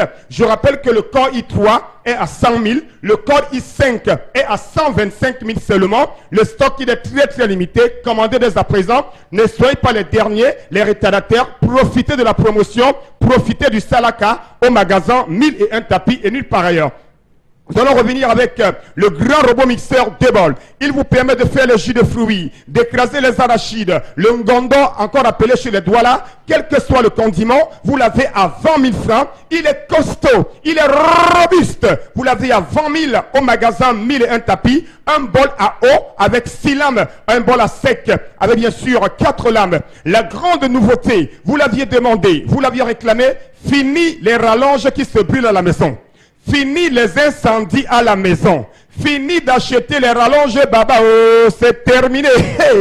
Une grande rallonge avec un long fil, oui, de plus de 3 mètres de longueur. Vous l'avez à 7 000. Elle est neuve. Dans le carton, elle a 8 sorties. On peut brancher tous les appareils de la maison là-dessus. Et c'est doté d'un système de sécurité. Vous l'avez donc à 7 000 au magasin 1001 tapis pour le compte de cette grande promotion. Nos bouilloires sont de retour. Les bouilloires en inox, les bouilloires pour bouillir de l'eau, les bouilloires de qualité supérieure, vous l'avez à 7 500 francs. N'achetez pas n'importe quel bouilloire. On va dire qu'il y a les bouilloires là-bas à 5 000, à 4 000, à 6 000. Est-ce que c'est la bonne qualité? Est-ce qu'il y a la garantie là-bas? Salaka donne la garantie et Salaka ne dépend pas. Salaka remplace. Ordinateur complet à 35 000. Je reviens sur ce produit parce que la rentrée scolaire c'est lundi et j'offre un prix spécial à tous les établissements. Ordinateur complet à 35 000 au magasin 1001 tapis et nulle part ailleurs. Le laptop Corps de Dieu, vous l'avez donc à 65 000 pour le bonheur et le plaisir de tous nos clients. Du côté bien sûr du magasin 1001 tapis et nulle part ailleurs, en plein cœur d'Aqua. Régulateur de tension, oui. Après avoir acheté sa rallonge, on devrait sécuriser les appareils avec un régulateur de tension à 16 000 au magasin 1001 tapis et nulle part ailleurs. Nous allons tout de suite conclure la vente de ce matin, tout en rappelant à tous les clients. On a également les lustres, on a également pas mal d'articles, les oufers, plein d'articles chez nous. N'hésitez surtout pas à commander et acheter la qualité au magasin 1001. N'oubliez pas, robot mixeur que voici, vous l'avez à 20 000 chez nous. Raser quelques messages rapidement avant de refermer cette émission. Au sujet de la déclaration de l'Église catholique, je pense qu'il s'agit d'une consigne électorale, mais qui est présentée de manière indirecte. Avant le statut d'observateur électoral, ils ont le droit de prévenir les électeurs qui se laissent parfois berner par ce qu'ils veulent entendre au détriment de ce qui pourrait être bien pour le pays et nos futures générations. Une toute autre réaction, nous avons besoin des candidats capables d'apporter une rupture avec le système actuel. On a, au vu des différents programmes, on est loin, donc j'ai mal pour l'avenir de mon pays, dit un téléspectateur. Autre réaction ce matin, c'est vraiment triste, l'histoire de cet enfant. Normalement, l'État camerounais devrait voir comment faire pour sensibiliser les personnes qui passent leur temps à décapiter les enfants. Les enfants innocents. Pour sensibiliser, ou bien pour punir. Peut-être, c'est ce qu'elle a envie de dire. Sensibiliser peut-être les parents. Le tout est dans le mot qu'on emploie, et les mots ont un sens. Parce que on sensibilise les parents et on punit. Voilà. Ceux qui vont les faire. Et on traque et on punit. On traque et on punit. Voilà. Quelles ont été les dernières conclusions données par les crimes rituels? On avait mis la main sur certains individus qui avaient livré une liste de personnes, des commanditaires. Qu'en a-t-on fait? Ont-ils été interpellés? Ont-ils été... Il y a tout un tas de questions. Voilà ce que Mbambok disait, qu'on va ouvrir des enquêtes qui vont mettre 8-10 ans et à la fin on ne va jamais refermer, soit on va attraper quelques prédicateurs qui vont jouer le jeu. Donc je crois qu'à ce niveau, si on connaît les commanditaires, on dit les habitués dans la peau dure, monsieur. D'accord. Donc à partir de là, on peut commencer à les traquer, les mettre même sous surveillance pour pouvoir... Alors, Florazé, vous brûliez d'envie de réagir sur ce sujet.